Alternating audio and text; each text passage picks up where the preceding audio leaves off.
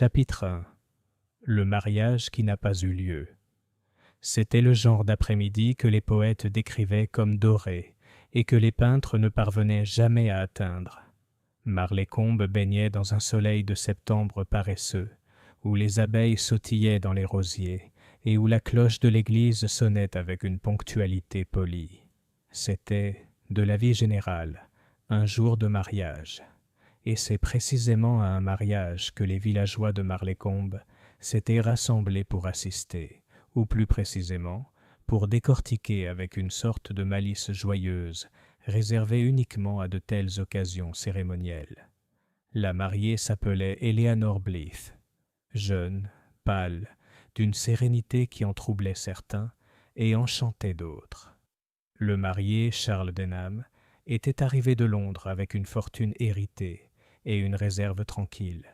Eleanor avait été élevée au village par sa tante célibataire, Miss Hortensia Blythe, dans une maison aux murs couverts de lierre et où le salon était imprégné d'un parfum de lavande.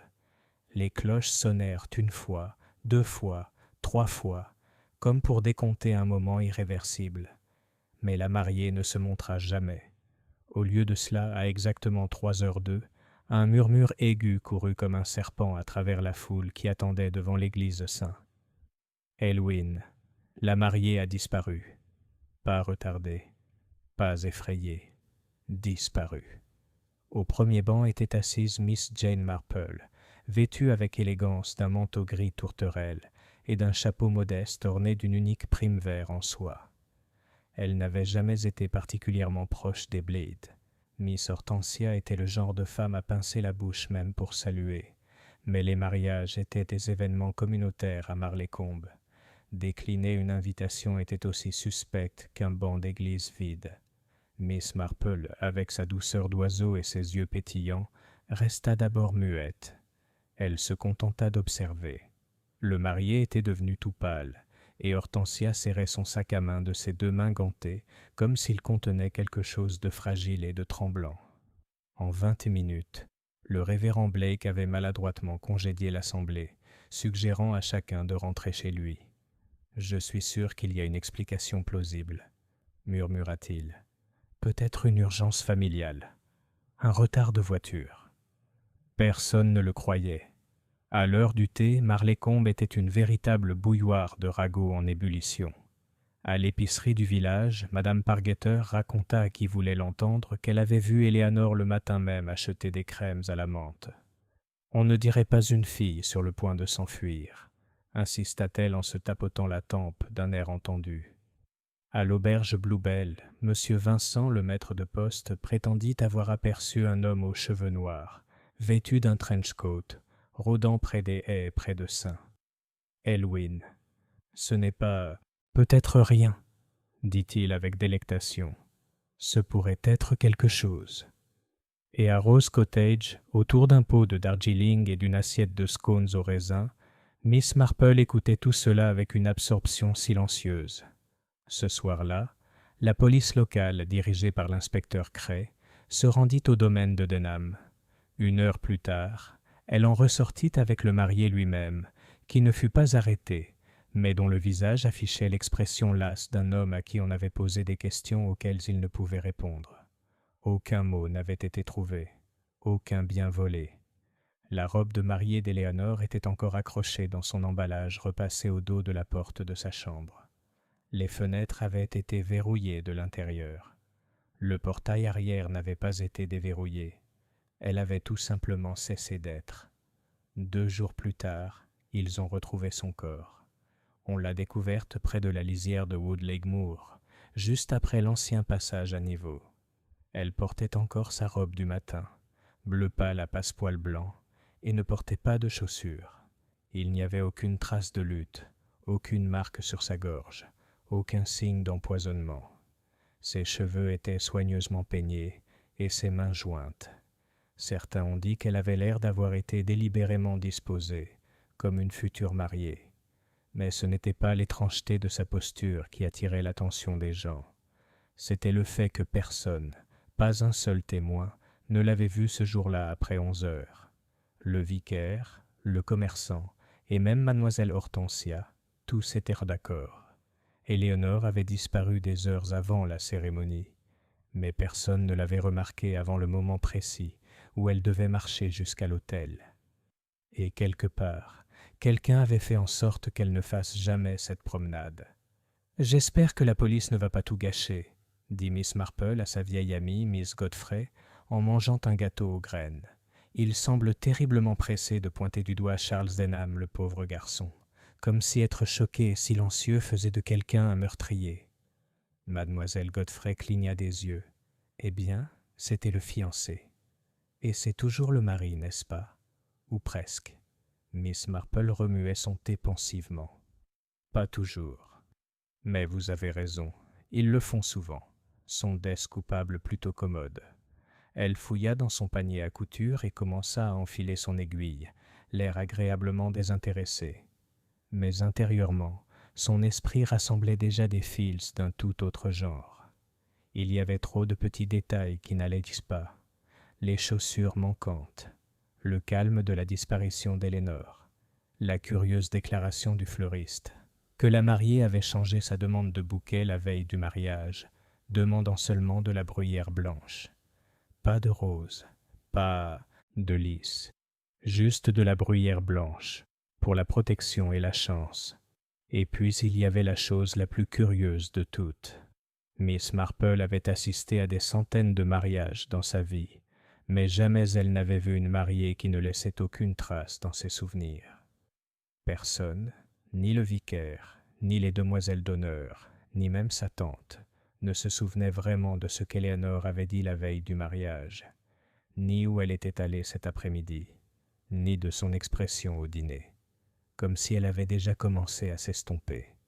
Miss Marple enfila son aiguille 2 fois et fit un petit nœud précis. « Non, » murmura-t-elle, plus pour elle-même que pour mademoiselle Godfrey. « Ce n'est pas seulement un meurtre. Il y a autre chose, quelque chose de caché. Mais comme je le dis toujours, les gens vous diront tout si vous posez les bonnes questions. » Elle sourit doucement et prit une autre part de gâteau. Le lendemain matin, elle commencerait. Et Marlécombe ne serait plus jamais le même. Chapitre 2. La fille qui n'était pas là. Le village de Marlécombe s'éveilla le lendemain matin dans un étrange calme, le genre de calme qui suit une catastrophe et précède le dépôt des cendres. C'était un dimanche, et pour une fois, les oiseaux dans les haies ne chantaient pas avec autant d'enthousiasme, pas plus que le laitier ne fredonnait en faisant sa tournée. Même les chiens semblaient hésiter à aboyer. Miss Jane Marple, comme à son habitude, se leva tôt et s'habilla avec soin. Elle choisit un chemisier à motif rose et un cardigan gris tourterelle, assorti à une jupe d'un bleu marine respectable. Avant de prendre son petit déjeuner, elle s'arrêta devant sa fenêtre, les rideaux de dentelle légèrement écartés, et contempla le village. Il flottait dans l'air une nervosité que seuls ceux qui connaissent le rythme des petites communautés anglaises pouvaient déceler. Ce n'était pas précisément la nervosité du danger, mais celle d'un examen attentif, le sentiment que chaque visage pouvait cacher une pensée, et chaque maison, un secret. Éléonore Blythe était morte. Et pire encore, personne ne pouvait l'expliquer. L'inspecteur Cray avait qualifié cela d'enquête ouverte, le genre d'expression que la police utilisait lorsqu'elle n'avait absolument aucune idée de ce qui s'était passé, mais refusait de l'admettre. L'autopsie, effectuée rapidement au chef-lieu du comté, n'a révélé aucune cause de décès. Pas d'empoisonnement, aucune trace de strangulation, aucun signe de traumatisme ou de lutte. La jeune fille avait, selon le jargon médical, tout simplement cessé de vivre. Son expression était paisible, ses membres intacts. C'était comme si elle avait été doucement arrachée à cette vie, sans un murmure. Mais Marlécombe ne se laissait pas si facilement consoler. Les villageois voulèrent du concret. Un amant méprisé, un ami jaloux, un esprit vengeur, tout pour donner un sens à l'impossible. Miss Marple sirotait son thé pensivement. Elle avait lu la courte déclaration de l'inspecteur Cray dans le annonceur de Marlécombe. Il en disait long, sans rien révéler. Charles Denham, le fiancé, s'était montré coopératif, mais n'était pas suspecté. La tante de mademoiselle Blythe, Hortensia, était bouleversée et demandait à être laissée en privé. Mais c'était précisément là, pour Miss Marple, le problème. Car d'après sa longue expérience, tant dans les conversations de salon de thé que dans l'observation des faits et gestes de l'humanité en général, les gens qui n'avaient rien à cacher exigeaient rarement leur vie privée. Ils exigeaient justice, ou des réponses, ou un coupable. Pas de silence, pas de solitude, pas de silence. Après le petit déjeuner, Miss Marple enfila son chapeau, récupéra sa canne, car elle n'avait jamais aimé l'aspect du gravier près du chemin du presbytère, et se dirigea vers St. Elwyn. Elle n'allait pas prier, du moins pas encore. Elle allait écouter. Après tout, les offices du dimanche n'étaient pas seulement des moments spirituels dans un village comme Marlécombe. C'étaient des occasions de conversation libre, d'échanges chuchotés dans les bancs et d'observations subtiles. Et personne, pas même la police, n'en apprenait plus que Miss Marple pendant le chant « Oh worship the King ». À l'intérieur de l'église, l'ambiance était plus feutrée que respectueuse. La mort d'Elénore planait sur l'assemblée comme un psaume muet. La jeune organiste, Margaret Tran, jouait sans énergie, et le sermon du révérend Blake manquait de son rythme assuré habituel. Au lieu d'apporter du réconfort, il semblait s'éloigner à peine de la tragédie. Miss Marple se retrouva assise entre Madame Wetherby, une femme notoirement commère avec un penchant pour les sardines et le scandale, et le major Penrith, qui avait combattu pendant la Grande Guerre et n'avait jamais laissé personne l'oublier. « Trop terrible !» murmura Madame Wetherby, son recueil de cantiques ouvert à la mauvaise page. « Trop terrible ! J'ai toujours dit que cette fille avait quelque chose d'étrange. »« C'est joli quand même, » murmura le major de l'autre côté. « Un peu trop discret peut-être, mais ces types-là ressentent profondément.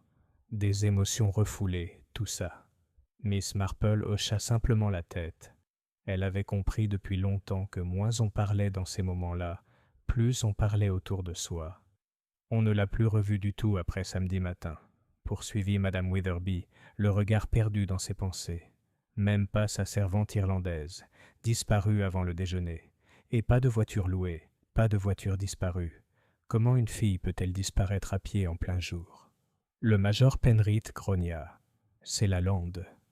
Il y a toujours quelque chose d'étrange dans la lande. On ne sait jamais ce qu'il y a en dessous. Elle était engloutie. La main de Miss Marple s'arrêta légèrement sur son sac à main. Engloutie, elle pensait. Oui, c'est bien ce qu'on ressent. Comme si quelque chose ou quelqu'un l'avait engloutie tout entière, bien avant qu'on la retrouve. Après la cérémonie, tandis que l'assemblée sortait sous le faible soleil, Miss Marple s'attarda près du porche. Elle échangea quelques mots avec le révérend Blake à propos des chrysanthèmes, fit un compliment à l'organiste, puis s'approcha de Margaret Tran, une jeune femme calme d'une vingtaine d'années, au regard inquiet et aux doigts tachés d'encre. « Je me demande, ma chère, » dit doucement Miss Marple, « si vous vous souvenez de la dernière fois que vous avez vu Elénore ?» Margaret cligna des yeux, prise au dépourvu. « La veille du mariage, je suppose, à la répétition. Elle semblait... » Margaret hésita. Étrange, distraite. Elle avait oublié son texte. Vous savez où se tenir, où marcher. « Tu as peut-être froid aux yeux ?» proposa Miss Marple. Margaret secoua lentement la tête. « Non, pas nerveuse. C'était presque comme si elle n'était pas tout à fait là. Tu comprends ? » « Je crois que oui. » Il y eut une pause. « Elle n'a pas souri, » murmura Margaret. « Pas une seule fois. » À midi, le soleil avait réchauffé les rues pavées, mais aucune chaleur ne parvenait aux conversations à l'intérieur des maisons ou des magasins. C'était comme si le village lui-même avait pris une respiration collective et attendait maintenant, suspendu. Miss Marple rentra chez elle et s'assit tranquillement dans son salon, un petit carnet ouvert sur la table d'appoint à côté de sa tasse de thé. Elle n'avait pas encore pris de notes, mais elle triait ce qu'elle avait entendu. Elle repensa au bouquet d'Elénore, de la bruyère blanche, rare à cette époque de l'année, symbole de protection, Un choix curieux pour une jeune femme sur le point de se marier. Presque désespérée. Et puis il y avait Charles Denham. Personne ne l'avait vu pleurer. Personne ne l'avait vu en colère non plus. Miss Marple savait que le deuil avait de nombreux visages, mais l'absence d'émotion était souvent plus révélatrice que sa présence. Et il y avait autre chose, quelque chose qui n'avait pas été dit. Pas une seule fois, dans tous les chuchotements, personne n'avait mentionné une demoiselle d'honneur. Miss Marple fronça les sourcils. Elinor n'avait-elle pas d'amis? Pas de compagnon?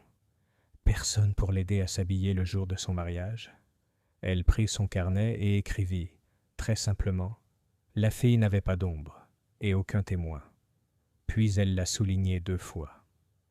Chapitre 3. L'homme qui attendait trop silencieusement.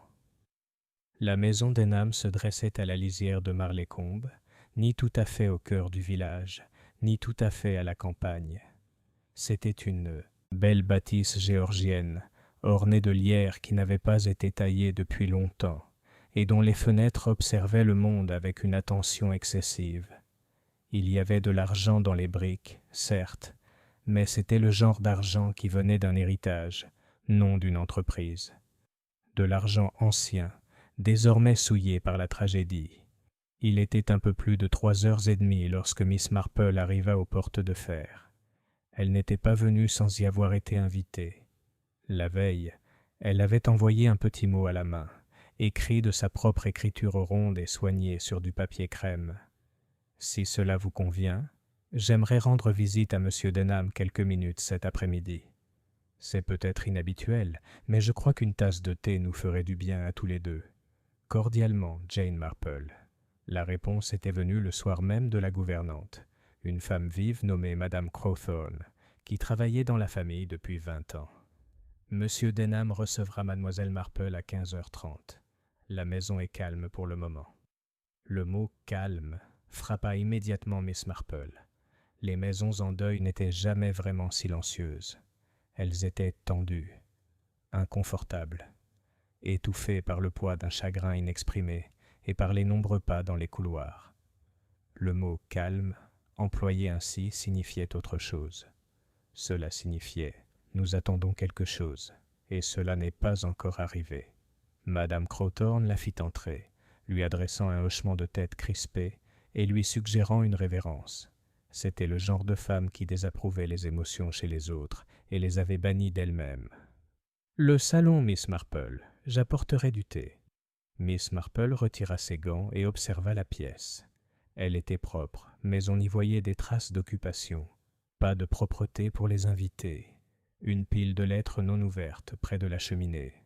Un bouquet négligé sur le manteau de la cheminée.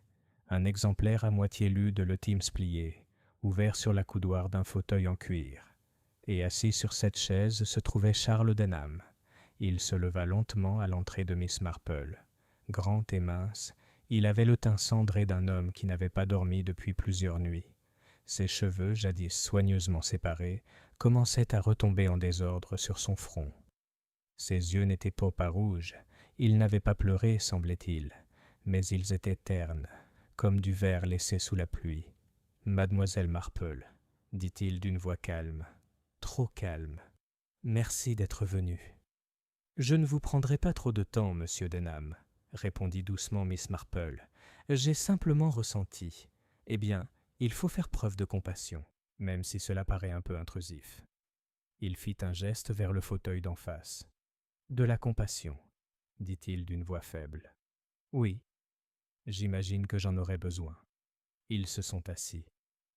Le thé est arrivé dans une porcelaine délicate, accompagné d'une assiette de biscuits au citron qu'aucun des deux n'a touché.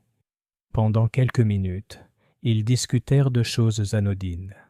La météo, le piètre sermon du pasteur ce matin-là, et même leur affection commune pour les aubépines en fleurs.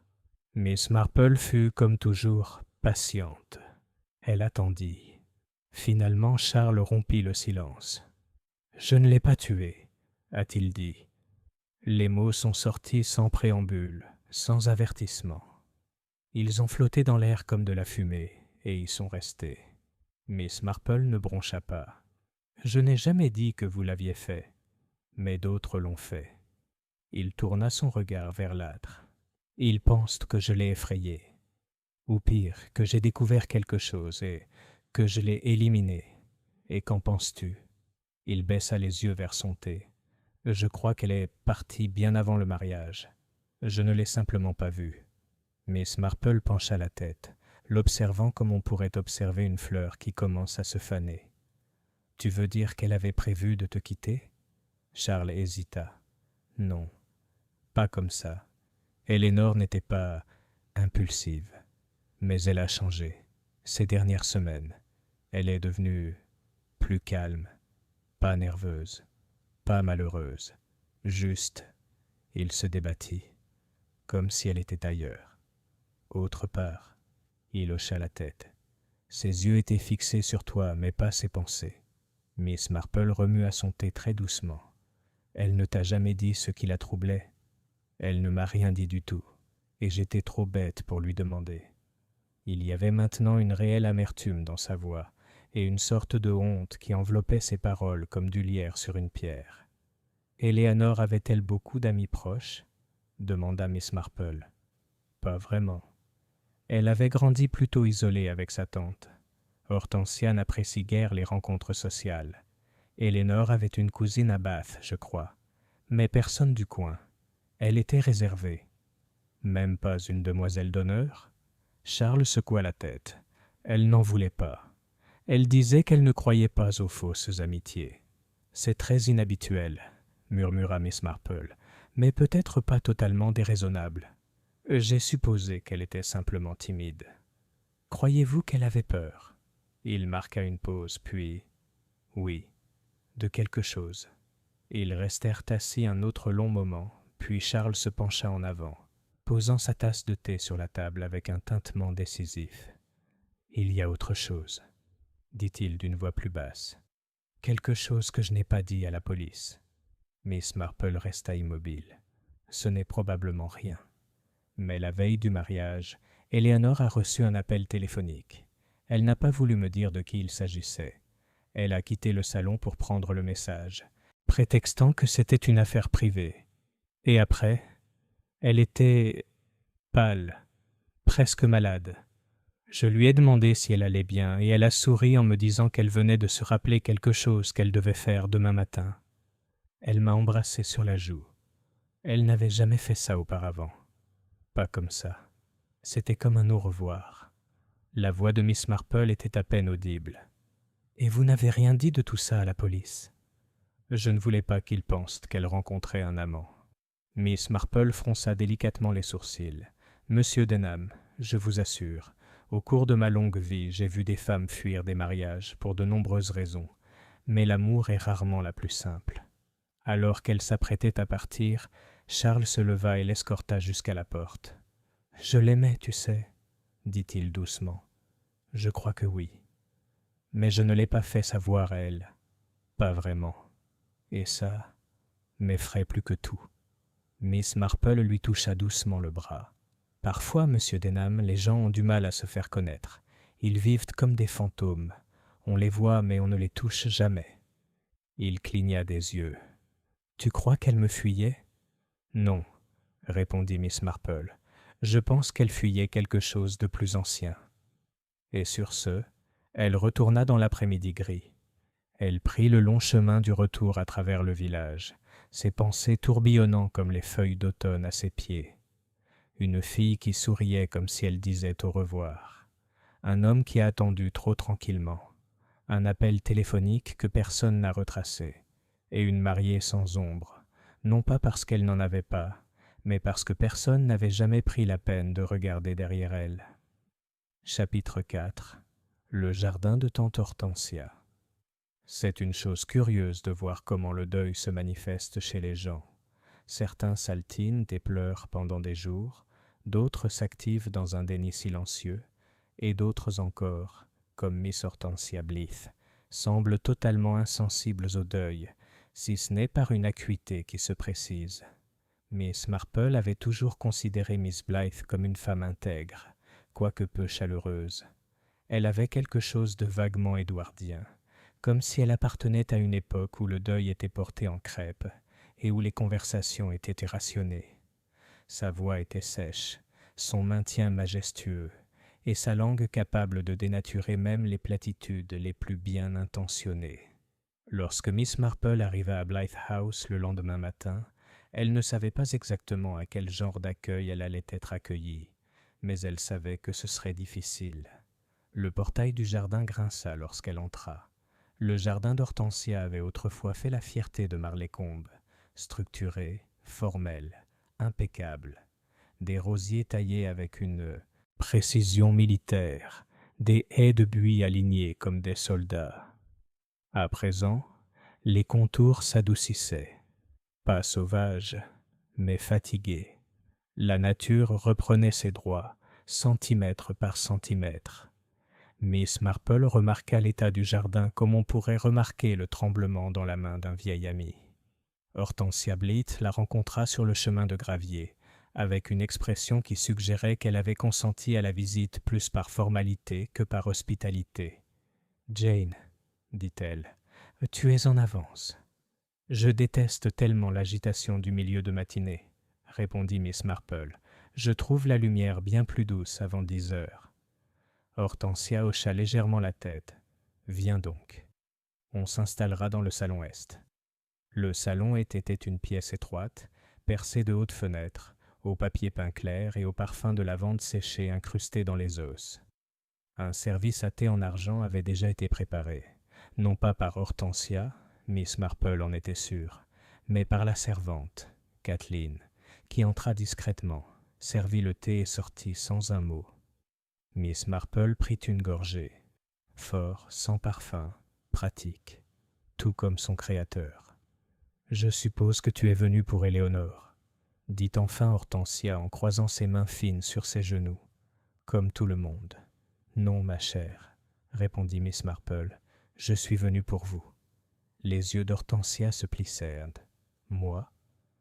J'imagine que cela doit être assez horrible, de perdre la fille qu'on a élevée comme la sienne, et ensuite d'être entouré de gens qui ne veulent tant que bavarder et spéculer. »« La spéculation est la monnaie du village, » dit sèchement Hortensia. « Ils la dépensent sans compter. » Miss Marple laissa un silence s'installer avant de reprendre la parole. « Est-ce qu'elle s'est confiée à toi, Éléonore ? » ?»« Non, » répondit-il immédiatement. « Elle n'était pas du genre à se confier. Trop moderne. Vous avez quand même dû remarquer quelque chose d'inhabituel dans son comportement. Un changement de routine, peut-être ?» Les doigts d'Hortensia se resserrèrent légèrement. Elle était plus silencieuse que d'habitude, mais elle avait toujours été silencieuse. Miss Marple esquissa un léger sourire. « Il existe différentes formes de silence. » La femme âgée détourna le regard, par la fenêtre, vers l'endroit où la bruyère blanche fleurissait encore dans un petit parterre près de la fontaine. « Elle ne voulait pas du mariage, » dit enfin Hortensia. « C'est évident maintenant. » Est-ce qu'elle l'a dit ? Elle n'était pas obligée. Elle était distraite. Le matin de la répétition, elle a laissé ses gants dans la boîte à pain. Elle n'avait pas fait une bêtise pareille depuis ses 10 ans. « Tu lui as demandé ce qui n'allait pas ? » Je n'ai pas l'habitude d'interroger des femmes adultes chez moi. Éléonore était une fille réfléchie. Si elle avait voulu parler, elle l'aurait fait. Miss Marple l'observa froidement. « Vous l'aimiez bien. »« Je l'ai élevée, » dit Hortensia sans vraiment répondre à la question. Miss Marple se pencha légèrement en avant. « Je me demande quelque chose, Hortensia. Qui étaient les parents d'Éléonore ? Je ne me souviens pas avoir jamais entendu toute l'histoire. » La bouche d'Hortensia s'éclaircit. « Mon frère Laurence et sa femme. Il est mort dans un accident de cheval en 1916. Sa mère, Maude, est morte d'une pneumonie dans l'année. Tragique, bien sûr. »« C'est vraiment tragique, » dit doucement Miss Marple. « Perdre les deux si jeunes. Éléonore aurait eu... quoi, 2 ans ? Presque 3 ? Elle a dû poser des questions à leur sujet. Elle l'a fait. » admit Hortensia. « Je lui ai dit ce que je savais, qu'ils étaient très amoureux, qu'il l'adorait, que le monde avait été cruel, mais pas mensongère ?» La question flottait dans l'air. Le regard d'Hortensia était indéchiffrable.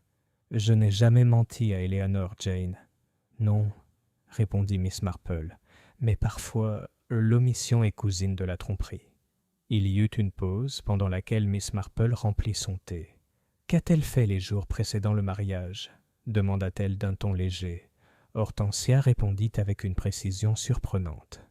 Jeudi, elle est allée chez le fleuriste en ville. Vendredi, elle a fait son dernier essayage. Samedi, c'était la répétition. Dimanche, elle était partie. Et elle n'a reçu aucune visite ? Je n'en ai vu aucun. Même pas un coup de fil ? Hortensia hésita. Il y a eu un appel. Samedi soir. J'ai répondu. Et ? Une voix d'homme. Il a demandé Eleanor. Je lui ai dit qu'elle se reposait. Il n'a pas laissé de nom. Le regard de Miss Marple s'éclaira. Eleanor a-t-elle rappelé ? Elle a dit qu'elle ne savait pas qui c'était. Mais elle avait l'air effrayée. L'aveu restait en suspens. Effrayée. Eleanor avait été effrayée. Miss Marple croisa soigneusement ses mains sur ses genoux. « Encore une chose, si vous me le permettez, » dit-elle doucement. « Eleanor a-t-elle déjà été malade ?» Hortensia tourna brusquement la tête. « Tu es malade ? Mélancolie peut-être, nervosité, perturbation. »« Elle était fragile, enfant, » dit Hortensia. « Mais elle a acquis une force tranquille. Elle n'aimait ni la foule ni les couleurs vives, mais elle était saine. » Miss Marple hocha la tête. « Je vois. Et si vous suggérez une sorte d'affection mentale ? » ?»« Non, » répondit Miss Marple fermement. « Seulement certaines ombres ne viennent pas de l'extérieur. Elles surgissent de l'intérieur. » Hortensia baissa les yeux sur ses mains jointes. « Elle avait des secrets, Jane. Toutes les femmes en ont. Mais je croyais qu'ils étaient insignifiants. » Je ne m'en doutais pas. Elle s'est arrêtée.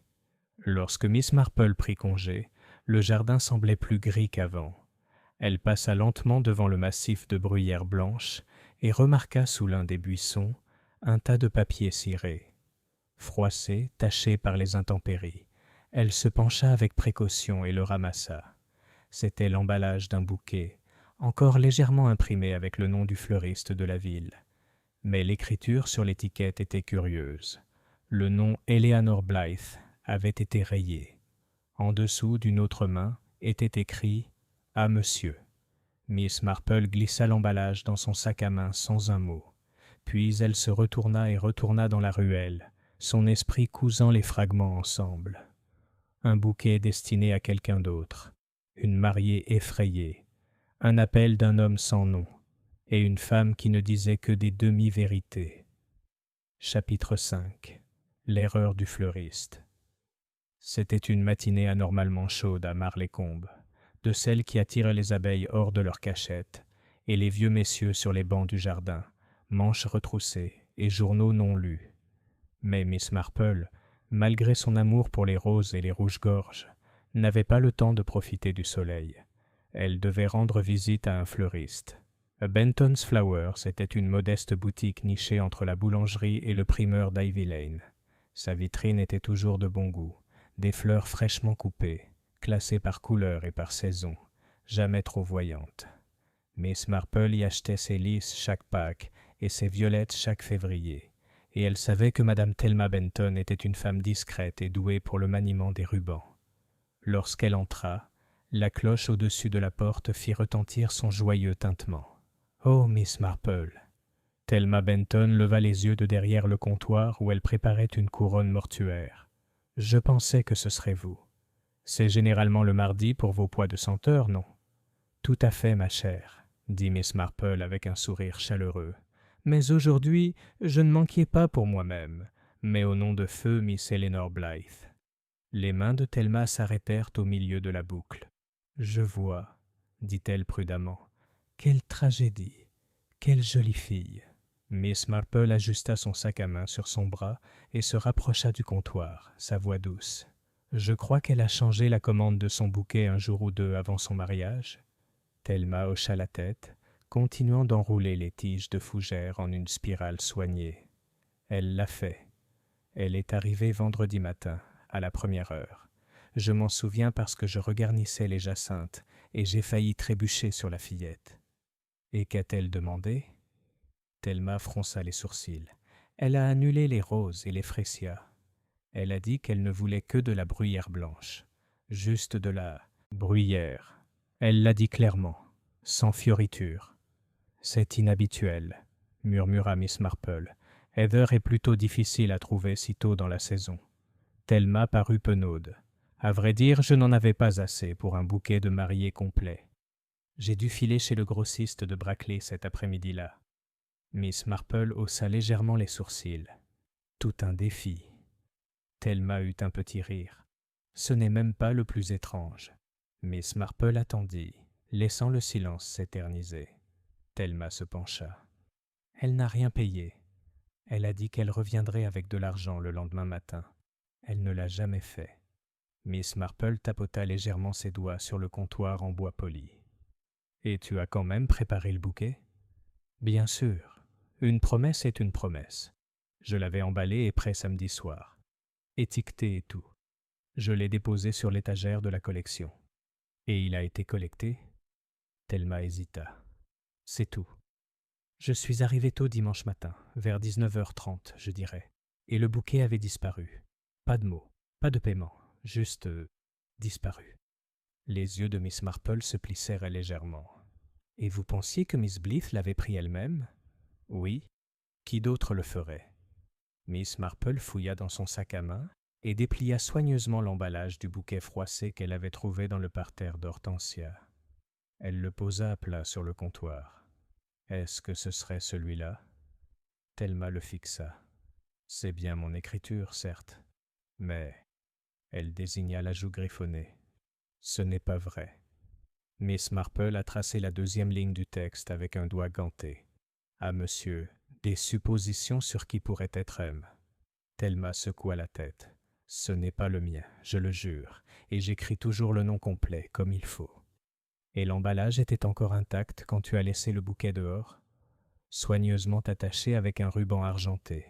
Miss Marple plia l'emballage et le rangea à nouveau.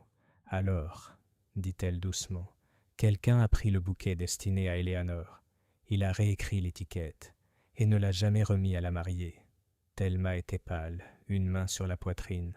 Tu crois qu'il a été volé? Je pense, dit délicatement Miss Marple, qu'Eleanor Blythe n'a peut-être jamais reçu les fleurs qu'elle avait demandées. Et je pense que c'est quelqu'un d'autre, quelqu'un dont le prénom commence par M, qui était censé les recevoir à sa place. Mais ça n'a aucun sens. C'était la mariée. Miss Marple hocha lentement la tête. Et pourtant, le bouquet qui lui était destiné a fini froissé sous un buisson de bruyère dans le jardin de sa tante, avec un faux nom écrit par-dessus le sien. Thelma s'assit lourdement sur le tabouret derrière le comptoir. C'est pire que je ne le pensais. Lorsque Miss Marple sortit, le soleil semblait avoir légèrement baissé. Des nuages s'amoncelaient à l'ouest. Pas encore des nuages de pluie, mais ce gris lent qui précède un changement de temps. Elle descendit Ivy Lane, ses pensées déjà en mouvement. Quelle mariée demande une fleur rare et symbolique, et ne la choisit jamais? Quel bouquet disparaît d'une boutique fermée à clé et réapparaît dans un jardin mal étiqueté? Et surtout, qui était M? Au coin de la rue, elle croisa la femme du pasteur, Madame Beryl Blake, une grande femme chaussée de chaussures confortables et appréciant l'eau d'orge citronnée. Miss Marple ne la sous-estimait jamais. « Bonjour, Jane, » dit Madame Blake en plissant les yeux vers le ciel. « Tu as entendu? La police a appelé quelqu'un du comté. » Miss Marple marqua une pause. « Quelqu'un du comté? Un inspecteur détective, je crois. Crimes spéciaux. J'imagine que l'inspecteur Cray n'a pas apprécié. Le pauvre homme avait l'air de quelqu'un qui lui avait demandé d'aller chercher le thé. Connaissez-vous son nom? Lenton, ou Lenham, quelque chose comme ça. Grand, sourcils très sérieux. Miss Marple sourit faiblement. Ils ont toujours des sourcils très sérieux. Elle rentra chez elle par la ruelle, évitant la rue principale. Dès qu'elle entra dans son salon, elle prit son carnet et écrivit une seule phrase. Les fleurs n'étaient jamais destinées à Eleanor. Puis elle ajouta « À M. Qui est M ?» Et enfin, un bouquet livré en silence, pour quelqu'un qui se cache. Elle posa son stylo, joignit les mains et laissa son regard dériver vers la fenêtre. De l'autre côté de la rue, la jeune Margaret Trun, l'organiste de l'église, balayait son perron. Elle se déplaçait rapidement, nerveusement, son regard se reportant vers l'église. Et juste pendant une seconde, Miss Marple vit ses lèvres bouger. Elle se murmura à elle-même. « Vous murmurez un nom ou un souvenir ?» De retour chez Benton's Flowers, Thelma Benton était revenue à ses couronnes. Mais pendant le reste de la journée, ses mains tremblaient. Elle n'arrêtait pas de jeter des coups d'œil vers l'étagère du coin, là où le bouquet avait autrefois reposé. Et là où quelque chose, ou quelqu'un, l'avait pris en silence, dans l'obscurité, sous un nom qui n'était pas le sien. Chapitre 6. Marguerite est la deuxième clé. Miss Marple avait longtemps cru que la plupart des secrets d'un village résidaient non dans l'obscurité, mais dans la routine. Des choses qui se répétaient chaque jour, sans que personne ne les questionne. Le rythme d'une promenade, le son d'une cloche, la fermeture d'un rideau à la même heure chaque soir. Quand quelqu'un brise ce rythme, ou vit légèrement en dehors de celui-ci, il faut y prêter attention. Margaret Tran, l'organiste de l'église, avait toujours été une figure marginale à Marleycombe. Pas tout à fait solitaire, mais jamais vraiment intégrée au courant social central. Elle était jeune, la vingtaine, avec des cheveux châtains généralement ramenés derrière les oreilles et une posture qui donnait l'impression de vouloir ne pas prendre de place. Sa présence aux réceptions du village était régulière mais discrète. Mais la semaine dernière, Miss Marple avait vu Margaret marcher plus souvent, pas seulement de l'église à son cottage près de Willow Lane, mais aussi faire des détours, des allers-retours. Et aujourd'hui, Miss Marple avait vu sa bouche bouger sans un son, comme si elle parlait à quelqu'un d'absent. Cela, Miss Marple le savait, n'était jamais bon signe. Mardi matin, Miss Marple avait décidé de lui rendre visite, sous le prétexte le plus naturel et le moins suspect qu'elle pouvait trouver.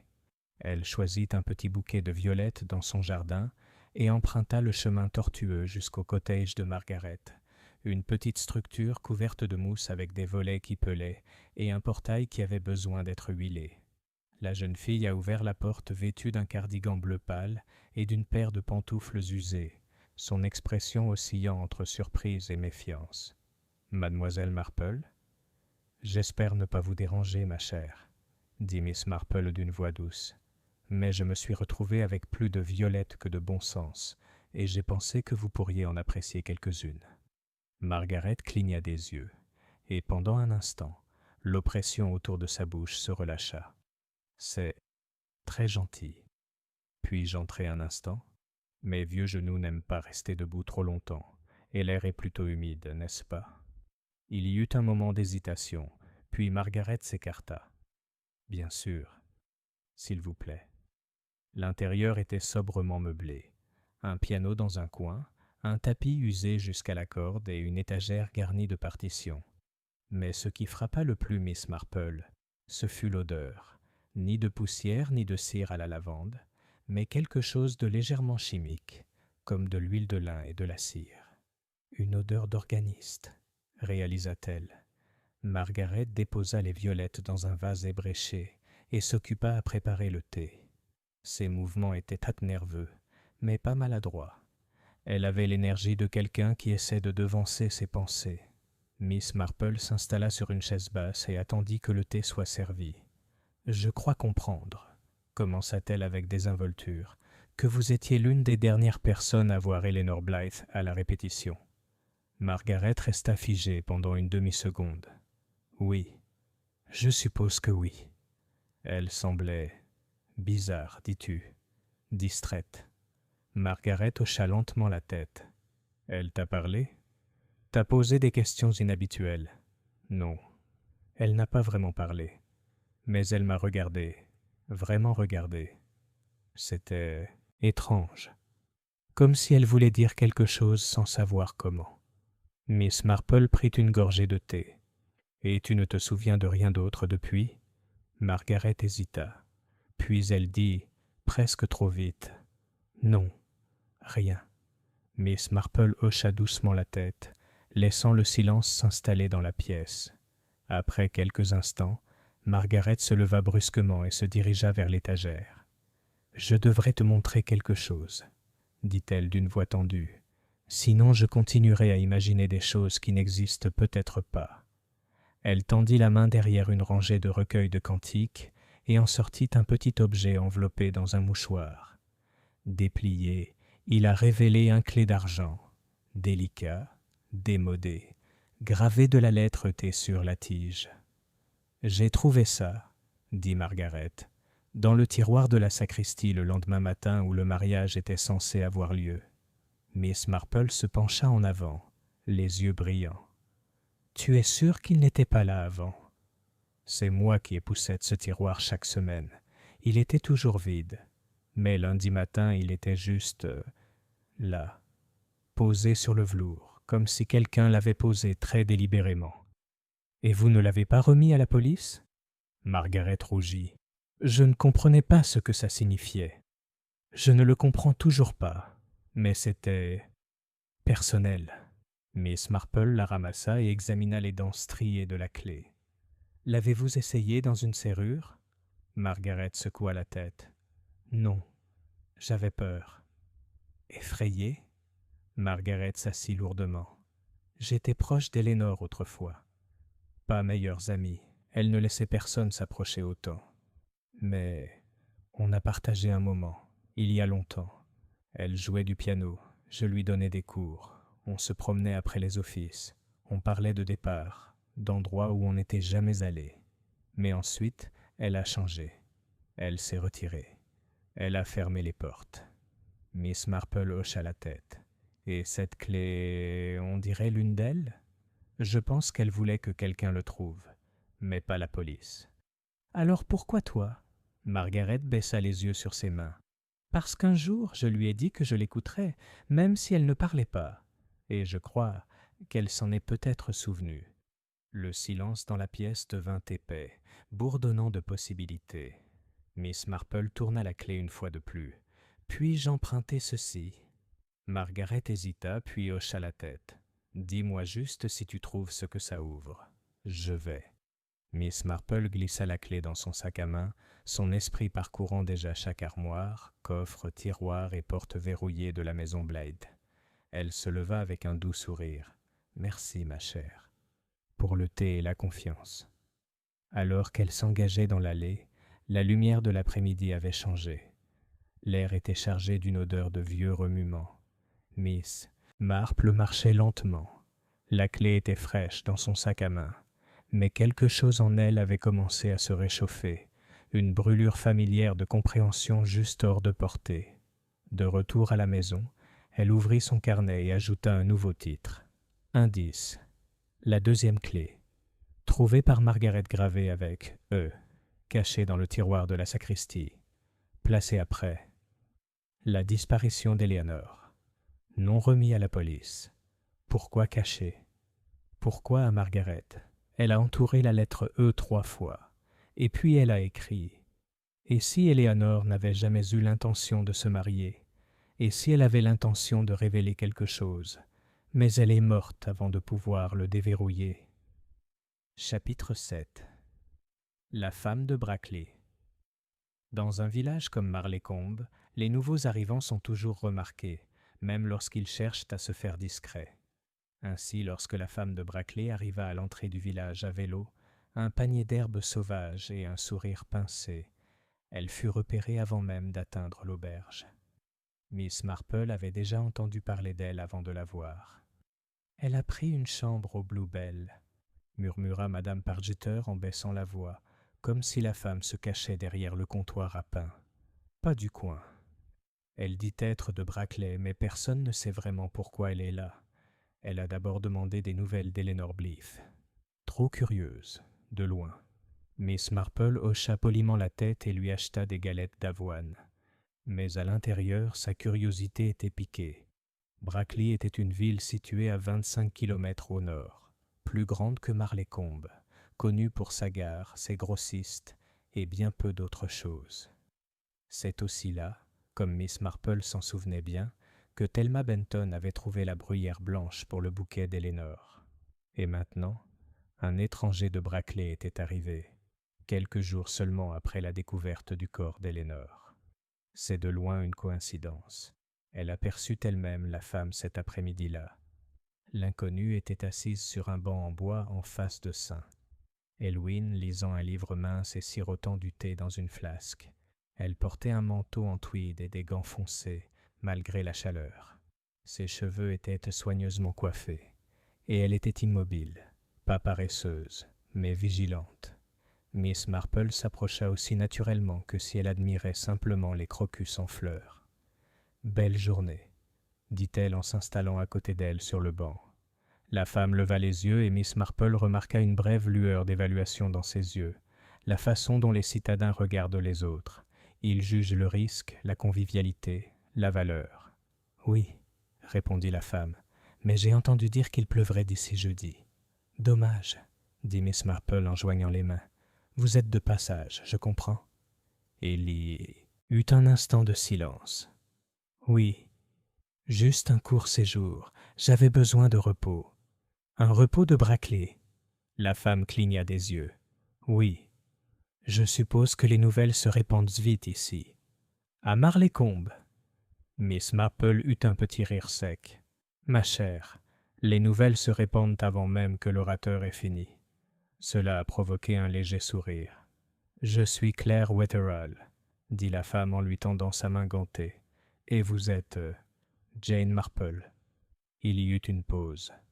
« Ah, » dit Claire, « j'ai entendu parler de vous. »« La plupart des gens l'ont fait, » dit Miss Marple d'une voix douce, mais généralement en guise d'avertissement.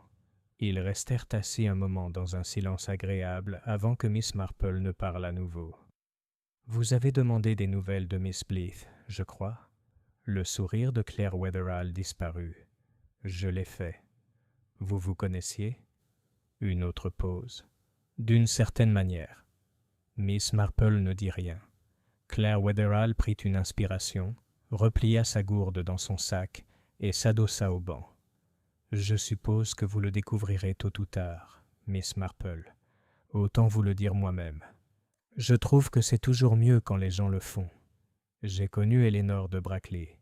Elle est venue dans la petite pharmacie que je gère, 3 fois en 6 semaines environ. » Miss Marple pencha la tête. « Tu fais des courses pour des médicaments ? » Des herbes, des plantes, rien de dangereux, de la lavande, de la camomille, de l'armoise. De l'armoise ? Miss Marple haussa les sourcils. Ce n'est pas une demande courante. Non, acquiesça Claire. C'est pour ça que je me suis souvenu d'elle. C'est associé aux rêves, au passé, au rituel de purification. Miss Marple sirotait l'air comme du thé. Et à quoi a-t-elle dit que c'était pour ça ? Elle ne l'a pas fait. Elle a à peine parlé. Elle m'a juste tendu sa liste. Payée en espèces. Toujours précise. Toujours polie. Mais distante. Troublée. Oui, c'est le mot. Claire s'arrêta puis regarda directement Miss Marple. J'ai été surpris de voir son nom dans les journaux. Surpris, mais pas choqué. Il y avait quelque chose de brisé chez elle, comme si elle essayait de se ressaisir de l'extérieur vers l'intérieur. Miss Marple hocha lentement la tête. A-t-elle déjà mentionné le nom de quelqu'un ? Non. Mais la dernière fois qu'elle est venue, peut-être 9 jours avant le mariage, elle m'a demandé quelque chose que je n'avais pas. Et c'était quoi ça ? Belladone. Les yeux de Miss Marple se plissèrent.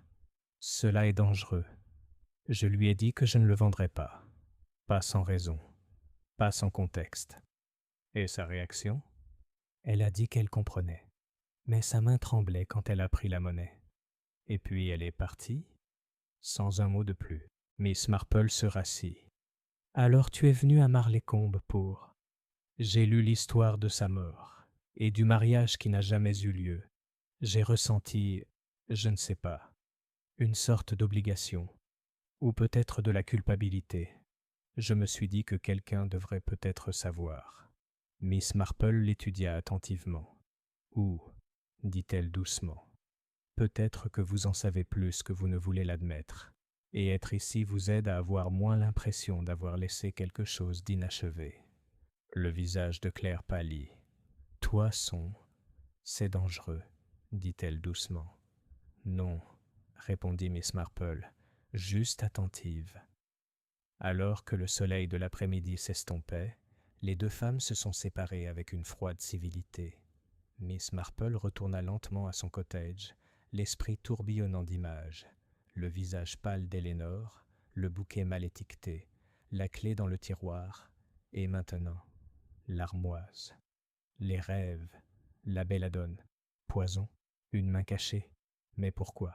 Ce soir-là, elle se tourna vers son carnet et écrivit « La femme de Brackley, Claire Wetherall, apothicaire, vendu Éléonore, lavande, camomille, armoise. Belladone refusée, Éléonore est venue 3 fois, n'a jamais donné de nom complet.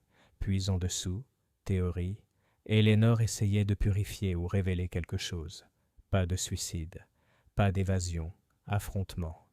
Elle tapota la page avec son crayon, réfléchissant, et a écrit « Quelqu'un ne voulait pas qu'elle parle. Quelqu'un la voulait oublier. » De l'autre côté du village, Claire Wetherall était assise seule dans sa chambre louée, regardant une petite photo pliée dans son portefeuille. C'était vieux, décoloré, prise dans un jardin d'été. Eleanor Blythe, beaucoup plus jeune, était assise sur un banc et lisait. Un homme se tenait derrière elle, à moitié dans l'ombre. Seules les initiales étaient inscrites au dos. E et M. Chapitre 8. L'avertissement de la belladone. Une étrange énergie règne à Marlécombe lorsque les secrets commencent à s'agiter. Les gens s'agitent. Les rideaux tremblent plus souvent. Les tasses de thé s'entrechoquent avec un peu plus de force, et les conversations, autrefois innocentes, prennent le ton feutré d'une confession. Mais le signe le plus révélateur, Miss Marple l'avait toujours cru, était le changement du silence. Lorsque les villageois se mettent à écouter plus qu'à parler, la vérité se rapproche, et le matin suivant la rencontre de Miss Marple avec Claire Wetherall, le silence à Marlécombe était devenu plus lourd que la brume. Elle s'assit à sa table d'écriture après le petit déjeuner, relisant les notes qu'elle avait compilées. Le bouquet, l'emballage froissé, la clé avec la lettre E.T., le visage effrayé de Margaret Tran, la mention de M, la silhouette mystérieuse qui se profilait encore hors de portée. Et maintenant, une jeune femme qui était entrée dans un apothicaire et avait demandé belladone. Ce n'était pas une mince affaire. Belladone, aussi connue sous le nom morel mortel, utilisée dans l'Antiquité comme poison, au Moyen-Âge pour les visions et dans les cas modernes, très rarement, pour les teintures médicinales, bien que la plupart des médecins préfèrent recommander la ciguë plutôt que de la prescrire à la légère. Pourquoi une mariée le demanderait-elle avant le jour de son mariage? Miss Marple avait suffisamment vu le monde, à la fois dans les gros titres et dans les plus petits gestes humains, pour savoir qu'il n'y avait que 2 raisons pour lesquelles on recherchait la belladone, pour en voir plus, ou pour en finir plus.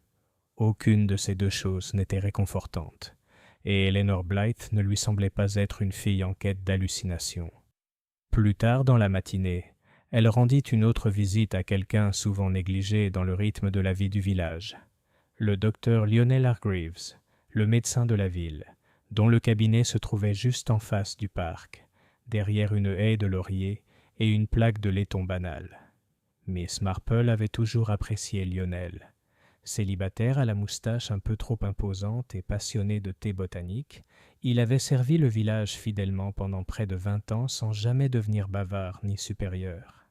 Il possédait ce qu'elle considérait comme une discrétion honorable, celle qui ne venait pas du devoir, mais du tempérament. Elle fut accueillie par la réceptionniste, et après une brève attente dans la salle d'attente lambrissée de chêne, qui sentait encore légèrement la poussière de charbon et le camphre, elle fut introduite. Le docteur Hargreaves se leva lorsqu'elle entra. « Mademoiselle Marple, que me vaut ce plaisir? Vous n'êtes pas malade, j'espère ?» « Pas du tout, » répondit-elle en souriant. « Je suis ici par pure curiosité. » Il haussa un sourcil et désigna une chaise. « Ah, alors c'est une visite de Miss Marple. » Elle accepta le siège, son sac sur ses genoux. « Docteur, je me demande si vous avez déjà soigné mademoiselle Eleanor Blythe. » Il se pencha légèrement en arrière, pensif. Plusieurs fois au fil des ans. Elle a eu de légers accès de nervosité à l'adolescence, rien d'anormal. Des maux de tête, un peu d'insomnie, une fille calme. Trop calme peut-être. Est-ce qu'elle vous a rendu visite ces derniers mois? Il s'arrêta. Non, pas depuis mars, je crois. Peut-être février. Et t'a-t-elle déjà demandé quelque chose d'inhabituel? Le docteur Hargreaves l'étudia pendant un long moment. Vous faites référence à quelque chose de spécifique. Miss Marple inclina légèrement la tête. A-t-elle déjà demandé de la belladone? Cela provoqua une réaction visible. Il fronça les sourcils. Certainement pas de ma part. Et si elle l'avait fait? J'aurais refusé catégoriquement. C'est une substance dangereuse entre des mains inexpérimentées. Y aurait-il un disque? Demanda doucement Miss Marple. Si elle avait réussi à l'obtenir ailleurs? Hargreaves fronça les sourcils. C'est possible. La belladone est contrôlée. N'importe quel chimiste sérieux enregistrerait l'achat. Mais si elle était allée chez un herboriste, alors j'ai bien peur qu'il n'y ait aucune trace. Il y eut un moment de silence. Miss Marple demanda alors, presque distraitement, « Une telle substance laisserait-elle une trace dans le corps si elle était utilisée en petite quantité ?» Hargreaves hocha lentement la tête. « Oui. Ça dépend de la façon dont c'était préparé. Ce serait très difficile à retracer si c'était pris avec de la nourriture. Mais il y aurait des signes. Tels que... » Il croisa les mains. Pupilles dilatées, bouche sèche, confusion, rythme cardiaque rapide, à forte dose, hallucination ou mort. Miss Marple prit une gorgée d'air. Et si quelqu'un souhaitait simuler la folie chez une autre personne, peut-être même la rendre confuse ou peu fiable, la belladone pourrait-elle y parvenir? Hargreaves n'a pas répondu immédiatement, mais il a ensuite répondu « Oui, cela s'est déjà produit, dans les guerres, dans les abus psychiatriques. C'est rare, mais pas impossible. » Miss Marple se leva. « Merci, docteur. Vous m'avez été d'une grande aide, et ne vous inquiétez pas, je n'ai pas l'intention de faire d'expérience. » Il eut un petit rire sec. « Je n'aurais jamais cru que tu l'étais. Mais je serai prudente, Jane. Il y a du danger dans la connaissance, et encore plus dans sa quête. » Elle hocha la tête. « Et pourtant, dit-elle doucement, le danger n'attend pas qu'on frappe. Parfois, il arrive discrètement, par une porte verrouillée ou une tasse de thé. » Cet après-midi-là, elle traversa lentement le village, s'arrêtant devant le portail de Blythe House. Elle n'entra pas. Elle resta simplement plantée là, à regarder les fenêtres. Il y avait quelque chose à propos du volet du 3e étage. C'était toujours fermé. Elle se demanda soudain si Eleanor avait tenu un journal. Une fille comme ça, secrète, renfermée sur elle-même, désespérée de trouver un sens, aurait écrit les choses. Si la clé que Margaret avait trouvée appartenait à un journal, quelqu'un d'autre aurait été très intéressé à s'assurer qu'elle ne soit jamais découverte. Les yeux de Miss Marple se rétrécirent, et puis elle remarqua quelque chose d'étrange. Le portail du jardin n'était pas verrouillé, pas entr'ouverte, pas cassée, simplement déverrouillée. Elle s'est rapprochée. Là, juste à l'intérieur du chemin, se trouvaient les restes écrasés de ce qui avait été autrefois de la bruyère blanche, piétiné, écarté, frais. De retour à la maison, elle a écrit une nouvelle entrée dans son carnet. La possibilité de la belladone. Claire Weatherill a refusé de le vendre. Eleanor l'a peut-être cherché ailleurs. Pourquoi? Pour se défendre? Pour simuler la folie? Pour empoisonner quelqu'un d'autre? Et puis, à l'encre plus foncée, quelqu'un recherchait Eleanor, resta silencieuse. A-t-elle trouvé une arme trop tard? Ou quelqu'un a-t-il utilisé ses propres peurs contre elle? Miss Marple ferma le carnet avec une détermination tranquille. Demain, elle retournerait à Blythe House. Cette fois, elle poserait des questions sur le grenier et l'ombre au 3e étage qui ne bougeait jamais. Chapitre 9. La chambre qui faisait face à la lande de Blythe House se dressait à la lisière de Marleycombe, tel un souvenir qui tentait de perdurer. Ses fenêtres étaient hautes et étroites, le toit à 2 versants, légèrement irrégulier avec le temps. Le lierre poussait en doigts prudents le long du mur sud, mais moins qu'autrefois. Le jardin avait commencé à oublier sa conception, et l'allée de gravier serpentait comme un point d'interrogation à travers les feuilles mortes et les pierres fissurées. Miss Marple n'était pas entrée dans la maison depuis la mort d'Eleanor. Sa précédente visite à Miss Hortensia s'était limitée au salon est et à une partie du jardin, mais aujourd'hui, elle comptait aller plus loin. Elle avait écrit un mot poli demandant une 2e visite, soi-disant pour lui, présenter ses respects et lui offrir toute l'aide possible. Elle avait reçu une réponse, écrite de la main d'Hortensia Bleeth. « Vous pouvez venir à 11 heures. Je serai dans la véranda. Kathleen vous ouvrira. » C'était un mot étrange, bref, sans chaleur. Miss Marple le glissa dans son sac à main, à côté de la petite clé en argent que Margaret Thorne lui avait donnée, celle gravée de la lettre .et. Elle avait maintenant une théorie.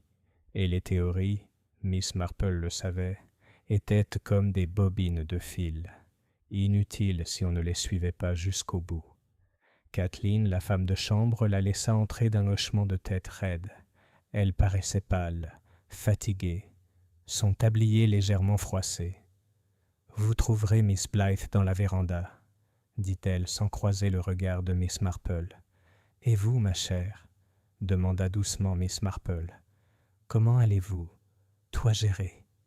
Kathleen cligna des yeux. « Moi ? Eh bien, je continue, pas vrai ? Mademoiselle Hortensia n'aime pas les histoires. »« Je suis sûre que non. Mais c'est quand même lourd à porter. La mort dans une maison change son souffle. » Les mains de Kathleen tremblèrent. « Je n'aime plus monter, » lâcha-t-elle en se mordant la lèvre. Miss Marple pencha la tête. « Oh, ça grince trop. Et cette pièce, celle qui donne sur la lande ?» Elle ne termina pas sa phrase. Au lieu de cela, elle se redressa brusquement et lissa son tablier. « Veuillez m'excuser. » Et elle s'enfuit vers la cuisine. Miss Marple se tourna vers la véranda. Elle parlerait à Hortensia, bien sûr. Mais après, elle montait. Hortensia Bleeth était assise dans un fauteuil en osier, baignée par le parfum des citrons séchés et des fougères. Elle semblait avoir vieilli de 10 ans en 1 semaine, non pas physiquement, mais avec cette aura profonde et distante que le deuil exigeait parfois. « Jane, » dit-elle, « tu es revenue, juste pour vous tenir compagnie, et peut-être, si vous n'y voyez pas d'inconvénient, 1 ou 2 questions. J'imagine que je vais devoir endurer bien pire. La police est de retour, avec un nouvel homme. Inspecteur Lenham ?» Elle hocha la tête. « Grande, directe. J'ai déjà fouillé dans le bureau d'Eleanor. J'ai pris ses lettres. Est-ce qu'elle en a gardé beaucoup ? Pas autant qu'une fille de son âge devrait en avoir, juste quelques-uns, un d'un cousin, 1 ou 2 d'une ancienne gouvernante. Rien de personnel. » Miss Marple remuait lentement son thé. « Et sa chambre ? Ils ont fouillé. Ils n'ont rien trouvé, du moins c'est ce qu'ils disent. »« Cela vous dérangerait-il ? » demanda Miss Marple. « Si je jetais un œil ?» Hortensia plissa les yeux.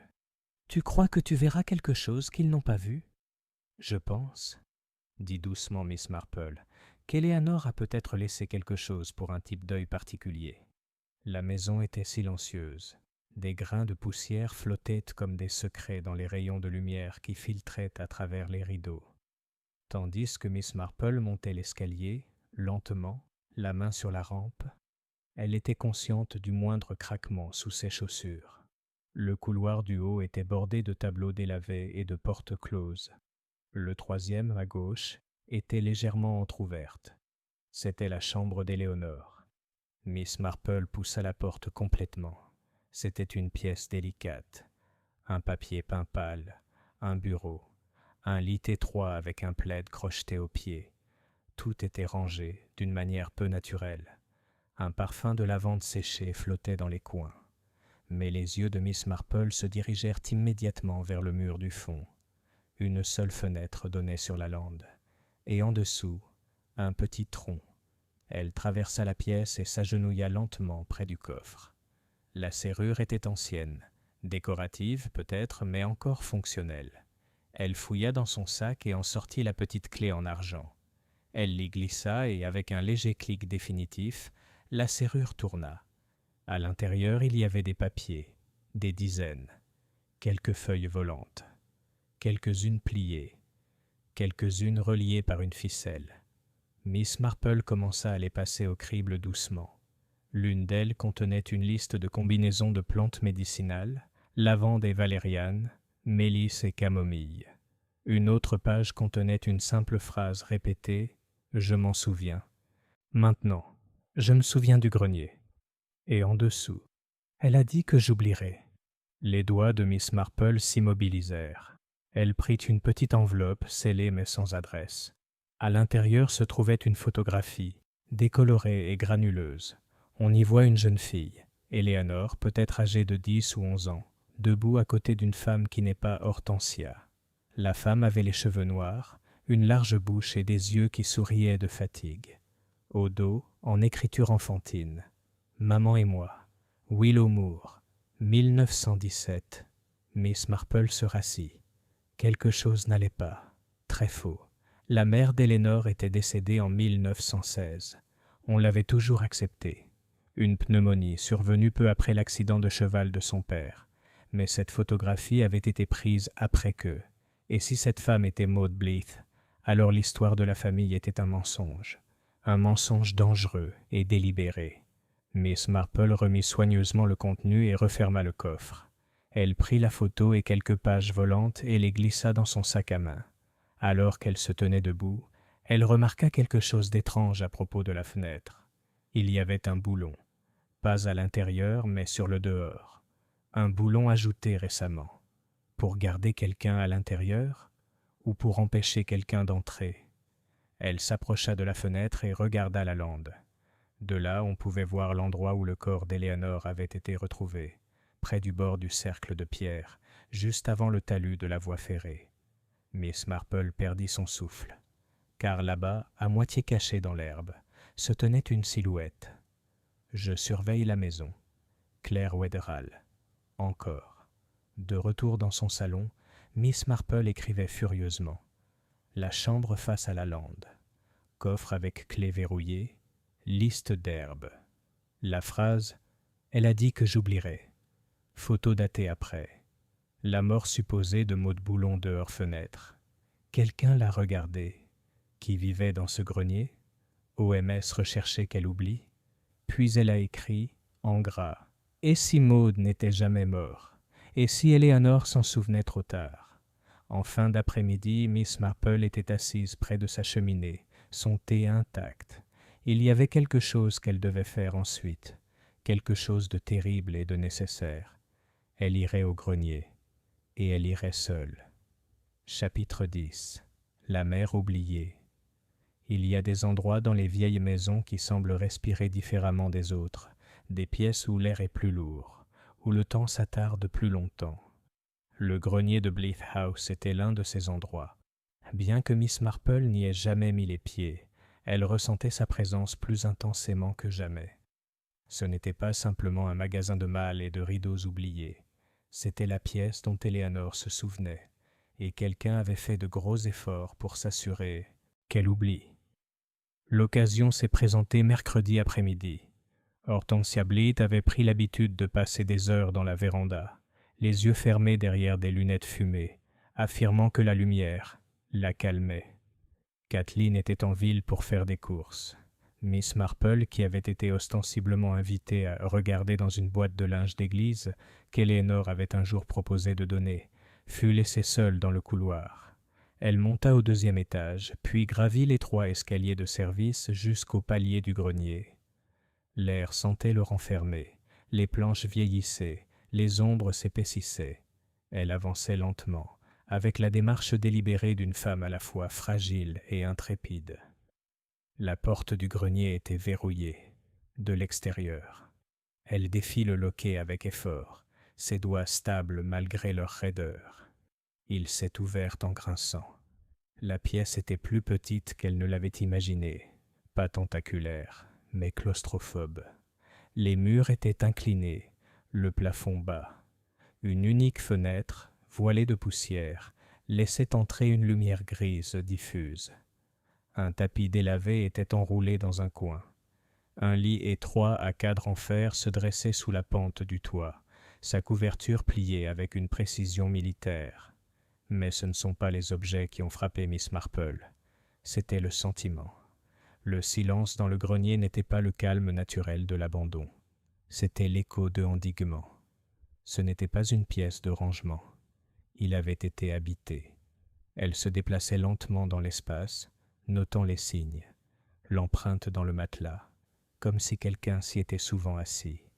L'étagère de livres usés, un livre de prières, une Bible pour enfants, un abécédaire français de 1893.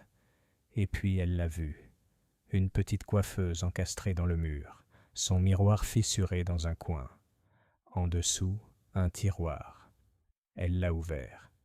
À l'intérieur se trouvait une paire de gants, délicatement brodés et ornés de boutons de nacre. Ancien mais bien entretenu. Plié en dessous, un fin papier, une facture médicale, jaunie par le temps. Miss Marple le souleva doucement. Asile de Brackley pour personnes perturbées. Admission, Maud Blythe, née Farnham. Date, décembre 1916. Diagnostic, deuil hystérique. Traitement, repos, internement, sédation à base de plantes. Son cœur a ralenti. Elle a retourné le papier. Au crayon, délavé et provisoire. Je n'étais pas en colère. J'étais gênant. La signification la frappa avec une telle force qu'elle s'assit sur le bord du lit, le souffle coupé. Maud Blythe, la mère d'Eléanor, n'était pas morte en 1916. Elle avait été internée, cachée, déclarée inapte et à un moment donné, ramenée à ce grenier.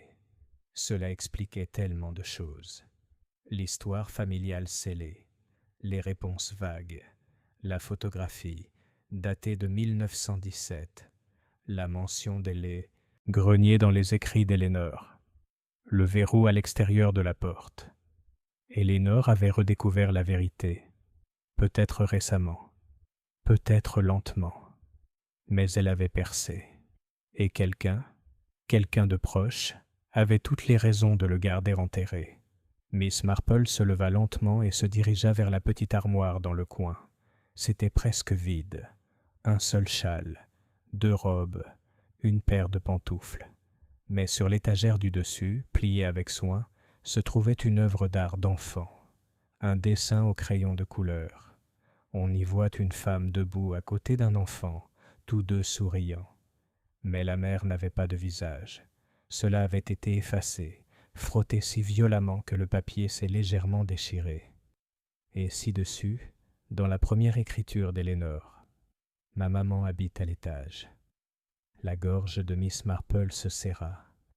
Combien d'années Maud avait-elle vécu ici, cachée dans le grenier comme une relique, comme un secret honteux? Était-elle morte ici? Sa mort a-t-elle même été enregistrée? Est-ce qu'on avait dit à Éléanor, lorsqu'elle était petite, d'oublier? Et quand elle s'en est souvenue, quelqu'un l'avait-il arrêtée? Le craquement d'une planche à l'extérieur fit se retourner brusquement Miss Marple. Des pas dans les escaliers. Elle glissa le dessin dans son sac à main et se dirigea vers la porte, remettant soigneusement le verrou derrière elle. Debout près de la balustrade, elle regarda en bas. Hortensia Blythe se tenait au pied des marches, les yeux levés. Son visage était inexpressif. « Tu ne devrais pas être là-haut, » dit-elle. Miss Marple descendit lentement. « J'ai trouvé le dessin, » dit-elle sans préambule. « Et la facture. » Hortensia ne bougea pas. « Je suppose que je devrais avoir honte, » dit-elle finalement. « Mais ce n'est pas le cas.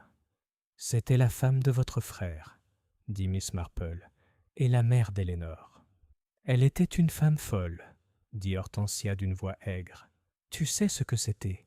Après la mort de Laurence, elle a pleuré semaine. Elle ne pouvait pas nourrir l'enfant. Elle marchait dehors pieds nus. Elle hurlait aux ombres. Elle appelait les morts. Et Éléanor restait assise là, à regarder. silencieuse. Alors tu l'as renvoyée. Elle avait besoin d'aide. Les médecins étaient d'accord. Et puis je l'ai ramenée, dit doucement Miss Marple, mais pas à son enfant. Au grenier. Hortensia tressaillit. Elle allait mieux à ce moment-là, mais pas bien, pas en sécurité. Et Éléanore avait grandi. Je ne pouvais pas laisser sa vie être empoisonnée. Alors je lui ai dit que Maud était morte, et je l'ai gardée à l'étage, avec soin et dignité, avec secret. Elle écrivait des lettres, tu sais, Maud, quand elle se souvenait comment. On ne les envoyait jamais. Elles effrayaient Éléanore. Ou toi. Le silence s'est prolongé. J'ai essayé de la protéger, murmura Hortensia. La voix de Miss Marple était plus froide. Non, tu as essayé de la contrôler. Il y eut une pause. Elle s'en souvenait, n'est-ce pas? Les mains d'Hortensia se crispèrent. Elle a commencé à poser des questions. Elle a dit avoir trouvé une photo. Elle a posé des questions sur le grenier. Elle voulait des réponses. Et puis, elle commença à planifier une visite à Brackley. Elle retourna aux archives.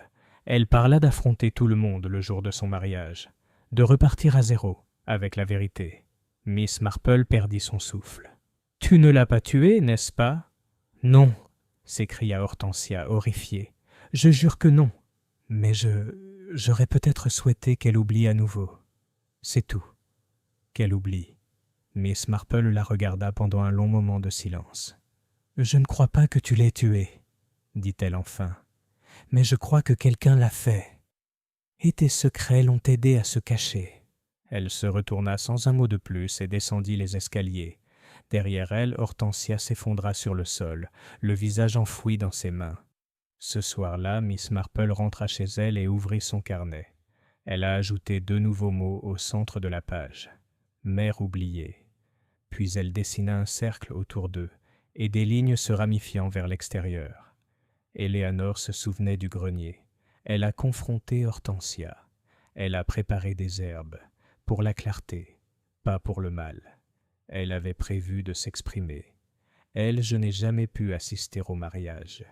Et puis, au bord de la page, elle a écrit « Qui d'autre était au courant pour Maud? Qui avait plus besoin de silence qu'Hortensia? Qui craignait le plus la mémoire d'Éléanore? » Et en dessous, M. N'était-il pas Maud, mais quelqu'un d'autre? Un nom caché à la vue de tous. La lande chuchotait à nouveau, et Miss Marple était prête à écouter. Chapitre 11. L'homme aux trop nombreux noms. Le lendemain matin, Marleycombe se réveilla sous un ciel maussade, le genre de ciel qui hésite entre soleil et pluie, et qui planait sur le village avec la morosité d'une histoire interrompue. Miss Marple se retrouva à faire les 100 pas plus que d'habitude, le journal du matin non lu, la tasse de thé refroidissant intacte à côté d'elle. Son esprit débordait. Il y avait trop de noms, et pourtant aucun d'entre eux ne convenait vraiment. Éléonore, Hortensia, Maud, Claire, Marguerite. Mais le nom qui restait le plus insaisissable, et peut-être le plus dangereux, était la lettre unique Monsieur Maud, croyait-elle maintenant. C'était trop clair, trop tôt dans le mystère.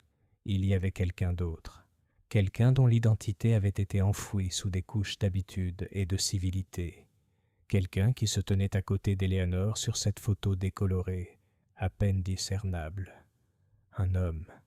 Miss Marple ouvrit à nouveau l'enveloppe et examina la photo. Elle l'avait déjà examinée 5 fois, mais maintenant, avec une nouvelle lumière et une fenêtre ouverte dans son dos, elle vit quelque chose qui lui avait échappé. Sur le col de l'homme, une petite épingle scintillante, ni militaire, ni décoratif, clérical, un bouton de col, un signe subtil d'un homme d'église. Ses pensées se tournèrent immédiatement vers le révérend Blake, mais le moment était mal choisi. Il était arrivé à Marleycombe 7 ans plus tôt, après le départ à la retraite du vieux chanoine Weatherby, et cette photo datait de 1917, soit des décennies plus tôt. Mais le visage, cela avait une certaine familiarité. Pas dans l'église, pas dans le salon, mais dans le bureau de poste. Elle se leva aussitôt, prit son manteau et se dirigea vers la place. Le Benton's Flowers était fermé, rideau tiré, Thelma introuvable. Le Bluebell Inn avait un tableau noir annonçant un rôti du mercredi, mais aucun mouvement derrière les fenêtres. Seul le bureau de poste, comme toujours, était discrètement fiable. Monsieur Vincent leva les yeux de derrière le comptoir, à mi-chemin du tri d'une nouvelle pile d'enveloppes. « Miss Marple, toujours un plaisir. Un peu tôt pour les timbres, non ?» Elle sourit faiblement. « Je ne suis pas ici pour les timbres, monsieur Vincent, mais votre efficacité est toujours réconfortante. » Il rit modestement. « Comment puis-je vous aider, alors ?» Elle posa la photo sur le comptoir et la tourna vers lui. « Pourriez-vous jeter un œil à ce monsieur ? Juste à côté de l'enfant. C'est une vieille photo, bien sûr, et elle est un peu défraîchie. Mais je me demandais, est-ce qu'il me dit quelque chose ?» Vincent se pencha en avant, les yeux plissés. Il resta silencieux un long moment, puis il recula légèrement, les sourcils froncés. « Eh bien, maintenant je crois que c'est mon oncle. » Le cœur de Miss Marple battait lentement. « Ton oncle ? Michael Vincent, le frère cadet de mon père. Il est mort il y a des années. Pendant la grippe, je crois. Ce doit être lui, ce nez. Le même que le mien, tu vois. Et les oreilles aussi. » Miss Marple regarda de plus près. « Michael Vincent. Habitait-il ici à Marlécombe ? » ?»« Pendant un temps. Brièvement. Je crois qu'il courtisait quelqu'un. Ou du moins il le disait. Et qu'a-t-il fait ? Eh bien, il était vraiment bizarre. Toujours un peu à l'écart des choses. Il a aidé le curé à un moment donné. Officieusement, vous savez. Un peu d'études religieuses, quelques lectures communautaires. Il donnait des leçons du dimanche aux orphelins de la paroisse voisine. Le pouls de Miss Marple s'accéléra. « A-t-il déjà parlé des Blythe ?» Le visage de Vincent se figea. Puis, lentement, il secoua la tête. « Pas que je m'en souvienne. Mais j'étais très jeune. » Elle hocha la tête pensivement. « Et vous dites qu'il est mort. De la grippe ? » ?»« C'est ce que mon père m'a dit. Mais je n'ai jamais vu de tombe. C'est marrant. Son nom n'est pas sur la tombe familiale. Je me suis dit qu'il n'avait peut-être pas eu le temps de s'en occuper. » Miss Marple le remercia et quitta la boutique avec un léger sourire. Le genre de sourire qu'elle arborait lorsque ses soupçons n'étaient plus seulement des soupçons. En milieu d'après-midi, elle l'avait confirmé au bureau d'état civil du village. Michel Vincent, aucun certificat de décès au dossier. Entrée interdite aux enterrements. Aucune trace de départ. L'homme avait simplement disparu. Elle retourna dans son salon, s'assit à sa table et disposa les pièces connues. Michel Vincent. Présent en 1917. Lié à l'église. Probablement un mot de Blythe. Nom oublié par presque tout le monde. Mais Eleanor s'en souvient, peut-être même sans savoir qui il était vraiment. Elle se tourna vers l'emballage du bouquet, celui qui était initialement marqué Eleanor Blythe, et qui avait été réétiqueté d'une main différente, à Monsieur. Et si ça n'avait pas été le cas depuis Éléonore ? Et si c'était le cas destiné à Michel ? Mais qui lui enverrait des fleurs ? Et pourquoi ? Sauf si... À moins qu'Éléonore n'ait essayé de lui faire signe. Ou préviens-le. Ou affrontez-le. Et si l'homme qu'Éléonore avait découvert n'était pas du tout un souvenir, mais une ombre qui avait retourné ? Ses pensées furent interrompues par un coup à la porte. Kathleen, la servante d'Hortensia, se tenait sur le seuil, se tordant les mains. « Je ne devrais pas être ici, Miss Marple, » dit-elle aussitôt, « mais je ne savais pas à qui d'autre parler. Entrez, ma chère. » À l'intérieur, avec une tasse de thé apaisant entre ses paumes, Kathleen parla enfin. « J'ai vu mademoiselle Eleanor, » dit-elle d'une voix tremblante, « la veille du mariage, juste avant le dîner. Elle était dans le couloir à l'étage, en train de parler à quelqu'un. » La colonne vertébrale de Miss Marple se redressa. « À qui ?» Kathleen secoua la tête. « Je ne sais pas. Je ne l'avais jamais vu auparavant. Il était grand, avec un manteau sombre, très calme, comme un prêtre, pensai-je. Mais elle murmurait, avec urgence, comme si elle ne voulait pas que quiconque l'entende. « Et tu as entendu quelque chose ?»« Un mot, juste un. » Elle dit « Michel ». Miss Marple ferma les yeux. C'était là. Ce soir-là, elle écrivit dans son carnet « L'homme aux trop nombreux noms. Michael Vincent, âge M, disparu des archives. Peut-être caché, pas mort. Connu de Maude, reconnu par Eleanor. Peut-être revenu, vu par Kathleen. Apparu la nuit avant la disparition d'Eleanor. Et puis, d'une main lourde. Michael est revenu. Eleanor se souvenait. Quelqu'un l'a fait taire. Et Michael n'est peut-être pas parti. L'affaire n'était plus seulement une tragédie, c'était un règlement de compte. Et Miss Marple, armée de son instinct le plus vif et de la force tranquille de sa mémoire, était prête à affronter l'homme derrière le masque. Chapitre 12.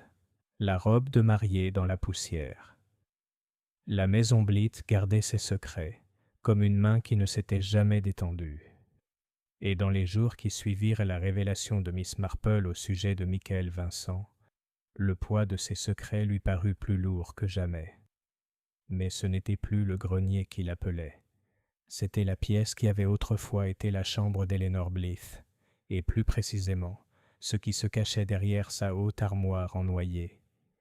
Kathleen, toujours discrète, avait dit qu'elle était toujours là, intacte, accrochée exactement là où Eleanor l'avait laissée la veille de sa disparition. La robe de mariée. Miss Marple avait vu de nombreuses robes de mariée dans sa vie, dentelles et perles, blanches et ivoire, rigides par la tradition ou douces par l'espoir. Mais il y avait quelque chose de tragique dans l'idée d'une robe préparée pour un avenir qui n'arriverait jamais. Elle a demandé la permission de le voir. La réponse d'Hortensia fut brève. Si ça t'aide à y voir plus clair, alors regarde. Ça n'a plus d'importance pour moi. Miss Marple en doutait. Mais elle ne dit rien. La chambre n'avait pas changé depuis sa dernière visite. Le lit était toujours fait, les rideaux tirés, le coffre sous la fenêtre toujours verrouillé. Une seule photo trônait sur la table de nuit. Éléonore enfant, assise dans un champ de digital, le regard perdu. La photo n'avait pas été dépoussiérée. Miss Marple se dirigea vers l'armoire et ouvrit la porte avec précaution. Et voilà, la robe, une colonne de soie crème, une dentelle délicate dessinant les manches, un décolleté simple mais précis. Elle n'avait pas été choisie par une fille vaniteuse. Pas de flamboyance, pas d'artifice superflu. C'était la robe d'une femme qui avait voulu paraître calme, maîtrisée. Mais l'ourlet, Miss Marple se pencha. L'ourlet était sale, taché d'un fin grain rougeâtre, poussière ou terre sèche. Il y avait des particules de ce qui ressemblait à de la tourbe ou de la vieille poudre de pierre. Et juste sous la manche, près de l'aisselle, une légère déchirure, une déchirure dans la doublure, comme si quelque chose l'avait attrapée, tirée brusquement. Mais la robe n'avait jamais été portée. Personne n'avait prétendu qu'Éléonore l'avait mis. Alors comment est-il arrivé à être taché? Miss Marple recula. Quelque chose n'allait pas.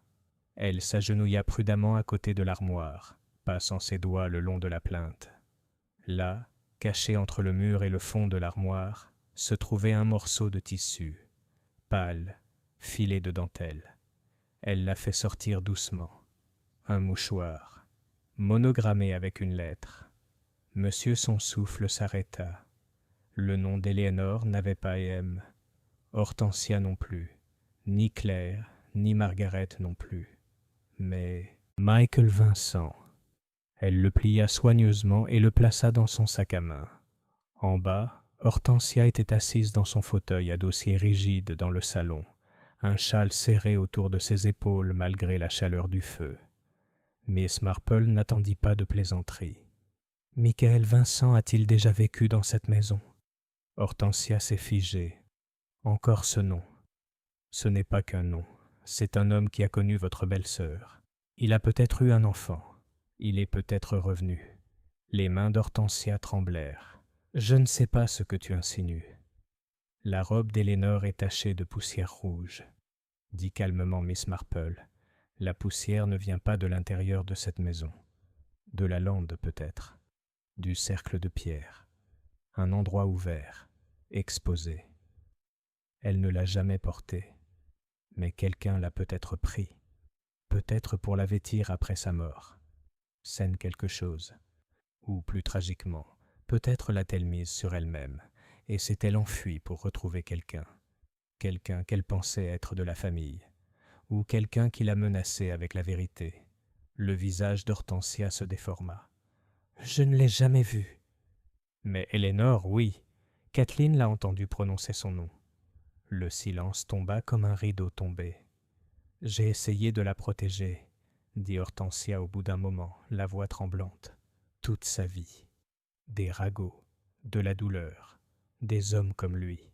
Michael Vincent n'était qu'une ombre. Il persistait. Il aimait Maud, ou prétendait l'aimer. Il a disparu et a laissé Maud brisée, et Eleanor n'en a jamais rien su. » Miss Marple croisa les mains. Eleanor se doutait-elle qu'elle n'était pas la fille de Laurence? Hortensia ferma les yeux. Elle a trouvé la photo une semaine avant le mariage.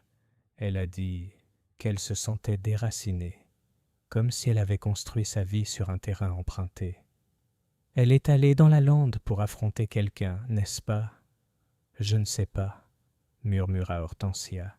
« J'ai trouvé la robe de mariée par terre le lendemain matin. » Elle n'y était pas.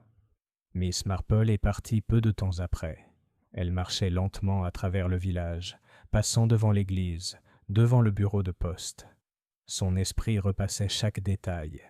Le bouquet mal étiqueté, la clé cachée dans la sacristie, les références répétées à monsieur, une manche déchirée, un ourlet taché, une photographie sans histoire connue.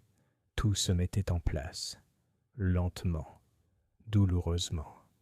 Et puis, alors qu'elle passait devant l'ancienne voie ferrée, elle s'arrêta. Là, près du poteau de la porte rouillée, il y avait quelque chose coincé sous une pierre détachée. Elle se pencha et le retira. Un morceau de papier, enroulé par les intempéries, encre délavée mais toujours lisible. Elle sait. La fille sait. Il faut agir avant qu'elle ne gâche tout. M. Miss Marple resta là un long moment, le papier tremblant dans sa main. Ce n'était donc pas un accident. Pas de confusion. Ne désespérez pas. C'était un plan.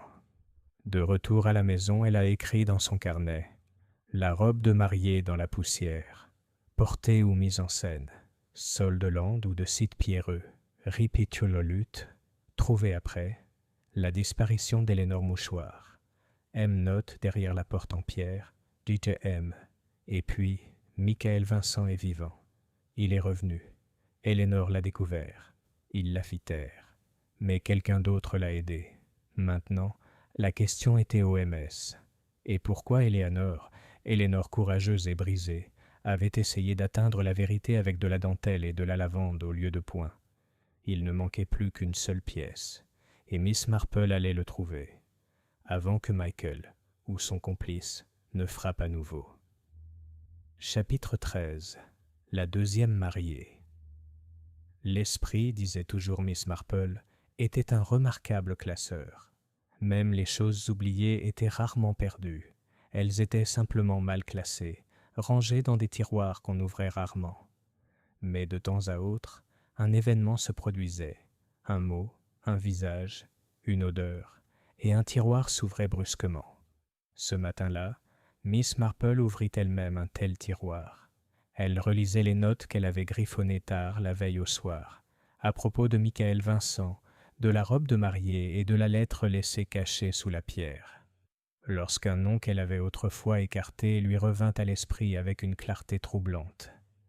Claire Wetherall, la femme de Brackley, l'herboriste, l'étranger arrivé quelques jours seulement après la découverte du corps d'Eleanor. C'était son histoire qui tirait maintenant l'esprit de Miss Marple avec des doigts doux et insistants. Claire avait dit qu'elle connaissait à peine Eleanor. Elle avait dit qu'elle était venue uniquement pour satisfaire un instinct, une démangeaison morale. Mais pourquoi alors son nom était-il inscrit, sous son nom de jeune fille, dans l'acte de baptême que Miss Marple avait consulté quelques semaines plus tôt dans la sacristie de l'église? Pas une seule fois, mais 2 fois. Elle se leva de sa chaise et se dirigea immédiatement vers St. Elwyn. La sacristie était déverrouillée, comme c'était souvent le cas en plein jour, et mademoiselle Marple se dirigea directement vers le bureau d'enregistrement. Elle trouva ce qu'elle cherchait dans le livre paroissial poussiéreux, relié en cuir, celui couvrant les années 1899 à 1925. Ses doigts tournaient délicatement à travers les pages. C'était là. Quoi qu'il en soit, Claire Margaret, baptisée en juillet 1900, fille de Margaret Wetherall et Michael Vincent. Elle expira. Cela a tout changé. Claire Wetherall n'était pas seulement une herboriste. Elle était la fille de Michael Vincent, ce qui signifiait qu'elle était la demi-sœur d'Eleanor.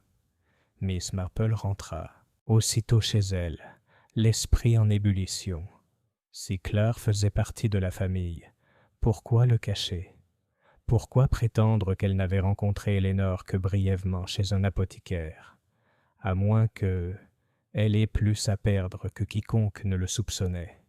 Miss Marple ouvrit son carnet et écrivit un seul mot en lettres majuscules. Pourquoi? Puis en dessous, Claire arrive juste après la mort d'Eleanor. Elle affirme qu'elle se sentait coupable. Ne la mentionne jamais véritable identité. Connaissait Brackley, connaissait Eleanor, savait Michel. Peut-être, en savait plus qu'elle ne l'admettait. Cet après-midi-là, elle rendit une autre visite au Bluebell Inn, où Claire Wetherall logeait toujours. Claire ouvrit la porte avec une expression à mi-chemin entre la surprise et le calcul. « Miss Marple, encore. Si je peux vous déranger quelques instants. » Claire hésita, puis hocha la tête. Entrez.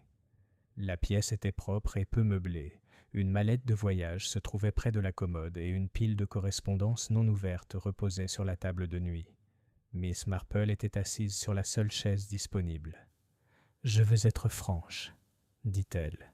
« Tu n'as pas été honnête avec moi avant. » Les lèvres de Claire se pincèrent. « Je ne vois pas ce que tu veux dire. Tu es la fille de Michael Vincent, née en 1900, baptisée ici à Marleycombe, ce qui fait de toi la demi-sœur d'Eleanor Blythe. » Le silence qui suivit fut de plomb. Claire s'enfonça lentement sur le bord du lit. « Je ne pensais pas que cela avait de l'importance, » murmura-t-elle. « La famille compte toujours, » dit doucement Miss Marple, « surtout quand une fille meurt en silence. » Claire baissa la tête. « Je ne l'ai rencontrée qu'une fois, vraiment. Il y a 1 an. Elle est entrée dans ma boutique à Brackley. Au début, je ne savais pas qui elle était. Elle ne me connaissait pas du tout. Mais quand elle a donné son nom, Blythe, et que j'ai vu son visage, savais. Et qu'as-tu fait? Je l'observais. Je lui posais des questions douces. Elle m'a dit qu'elle vivait chez sa tante, que ses parents étaient morts. Et moi, je n'ai rien dit. J'avais peur. Peur de quoi? Claire leva les yeux, ses yeux bordés de rouge. Mon père, Michael. Il était encore en vie à l'époque. Il était revenu, discrètement, sous un autre nom. Je ne sais même pas lequel. Il en changeait souvent, mais je le savais. Il restait dans l'ombre, mais il la surveillait. Il la surveillait. Miss Marple se pencha en avant. Pourquoi surveillerait-il sa fille? Les mains de Claire tremblaient, parce qu'il croyait qu'Eleanor était son seul salut. Il avait tout gaspillé. Argent, amis, réputation. Il croyait que s'il parvenait à récupérer Eleanor, à renouer avec elle, il pourrait réécrire sa vie. Mais elle ne savait pas qui il était. Elle l'a fait, finalement. Elle a trouvé une lettre ou une photo, quelque chose dans le grenier d'Hortensia. Elle est arrivée à Brackley un après-midi, pâle comme un linge. Elle a posé des questions sur Michael, sur le passé. Elle était furieuse, trahie. Je pensais qu'elle irait directement à la police. Elle ne l'a pas fait. Non. Au lieu de ça, elle a essayé de gérer la situation elle-même. Elle a dit qu'elle allait lui parler, avant le mariage, lui dire de disparaître. qu'elle ne voulait pas que son ombre vienne ternir son mariage.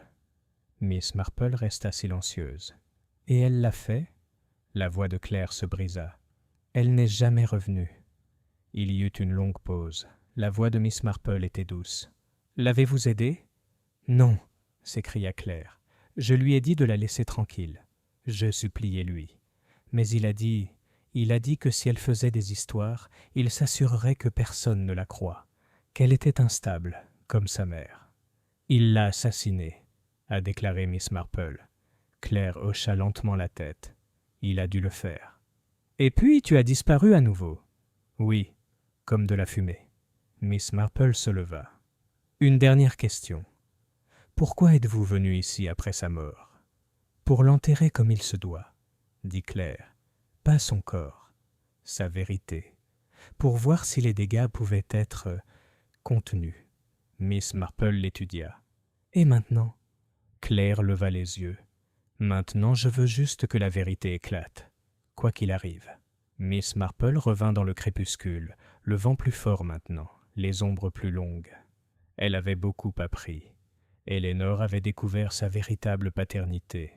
Elle avait tenté de confronter son père, Michael Vincent, dont elle était séparée, et avait été assassinée pour cela. Claire, la demi-sœur, était arrivée trop tard pour l'arrêter. Mais une question restait en suspens. Pourquoi Eleanor n'en avait-elle jamais parlé à personne d'autre? Ni Charles Denham, ni Margaret, ni même Miss Marple elle-même. Sauf si... à moins qu'elle ne l'ait fait. À moins que quelqu'un de proche d'elle, très proche. Je le savais depuis le début. Et j'y ai joué un rôle. À la maison, Miss Marple s'assit près du feu et ouvrit à nouveau son carnet.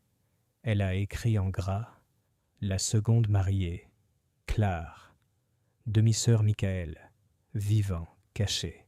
Eleanor découvre la vérité. Confrontation, mort. Le mariage utilisé comme distraction. Un meurtre déguisé en disparition.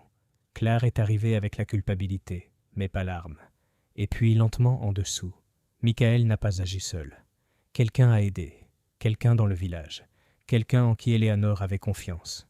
Elle baissa les yeux une fois de plus sur la photo. 2 filles, 2 mariés. L'un d'eux a disparu. Un a survécu. Chapitre 14. Le piège de la Garden Fête. La fête de l'église de Marlaycombe n'était pas le genre d'événement où l'on s'attendait à ce que la vérité soit dévoilée. Il y avait des gâteaux éponges, des banderoles, des vieilles dames portant des chapeaux un peu trop grands pour leur tête, et des bambins au visage maculé de confiture qui trottinaient sur la pelouse du presbytère. Il y avait une table de tombola, un étal de bric-à-brac, et le révérend Blake déambulait avec un plateau de sandwich au concombre, s'efforçant d'avoir l'air à la fois hospitalier et pieux. Mais Miss Marple, assise tranquillement à l'ombre d'un pommier avec son sac à tricot à ses côtés, n'était pas venue pour l'éponge Victoria ou les tombolas caritatives. Elle était venue pour tendre un piège, et si son instinct était bon, et c'était généralement le cas, alors le tueur s'y rendrait sans même se rendre compte qu'il était déjà attrapé. L'air était parfumé par l'herbe et le glaçage sucré des scones. Les enfants criaient près de la mare aux canards, et les dames du Wisconsin se disputaient à voix basse pour savoir si la confiture de Madame Pendleton avait bien été achetée en magasin. Les yeux de Miss Marple, cependant, n'étaient pas fixés sur les étals ou la table à thé, mais sur l'homme au manteau gris près de la haie. Il était grand, légèrement voûté, un chapeau enfoncé sur le front. Ses mains étaient bas propres, mais ses ongles portaient une tache pâle, celle que l'on trouve sur de la craie humide ou de la pierre en décomposition. On l'avait vu arpenter les sentiers de la lande au crépuscule, sans parler à personne. Il s'était inscrit au Bluebell Inn sous le nom de Monsieur Matthew Werner, un faux nom. Mais Miss Marple connaissait la vérité. C'était Michel Vincent. Et Claire Wetherall, qui se tenait maintenant près du stand de confiture, le visage serré et les mains gantées, l'avait confirmé. Miss Marple avait soigneusement planifié. Elle avait écrit 3 notes anonymes, chacune glissée la veille dans la poche de son manteau, ou dans la boîte aux lettres appropriée.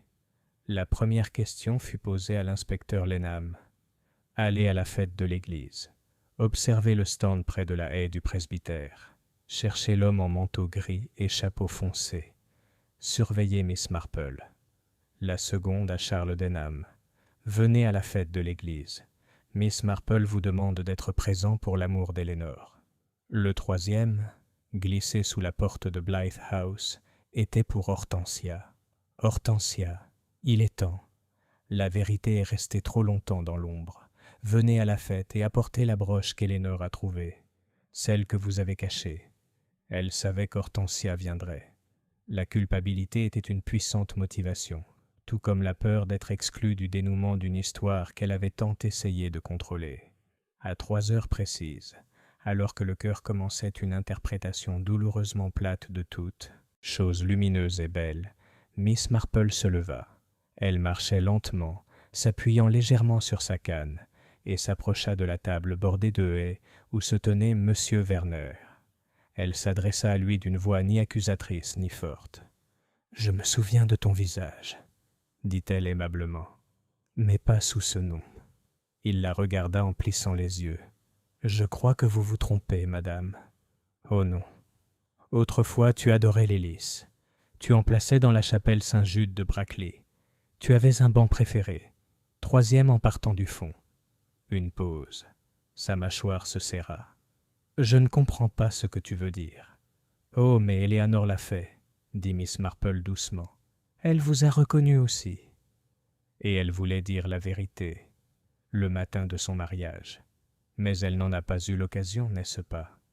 Le visage de l'homme ne bougeait pas, mais la peau autour de ses yeux se tendait comme une corde tendue. « Tu es en train de délirer. »« Non, monsieur Vincent, » dit doucement Miss Marple. « Je me souviens. Pour Éléanor. » L'agitation a commencé lorsque l'inspecteur Lenham s'est avancé, flanqué du sergent Hoff. « Monsieur Matthew Werner ?» demanda Lenham d'un ton sec, ou devrais-je dire Michael Vincent. Les gens se retournaient.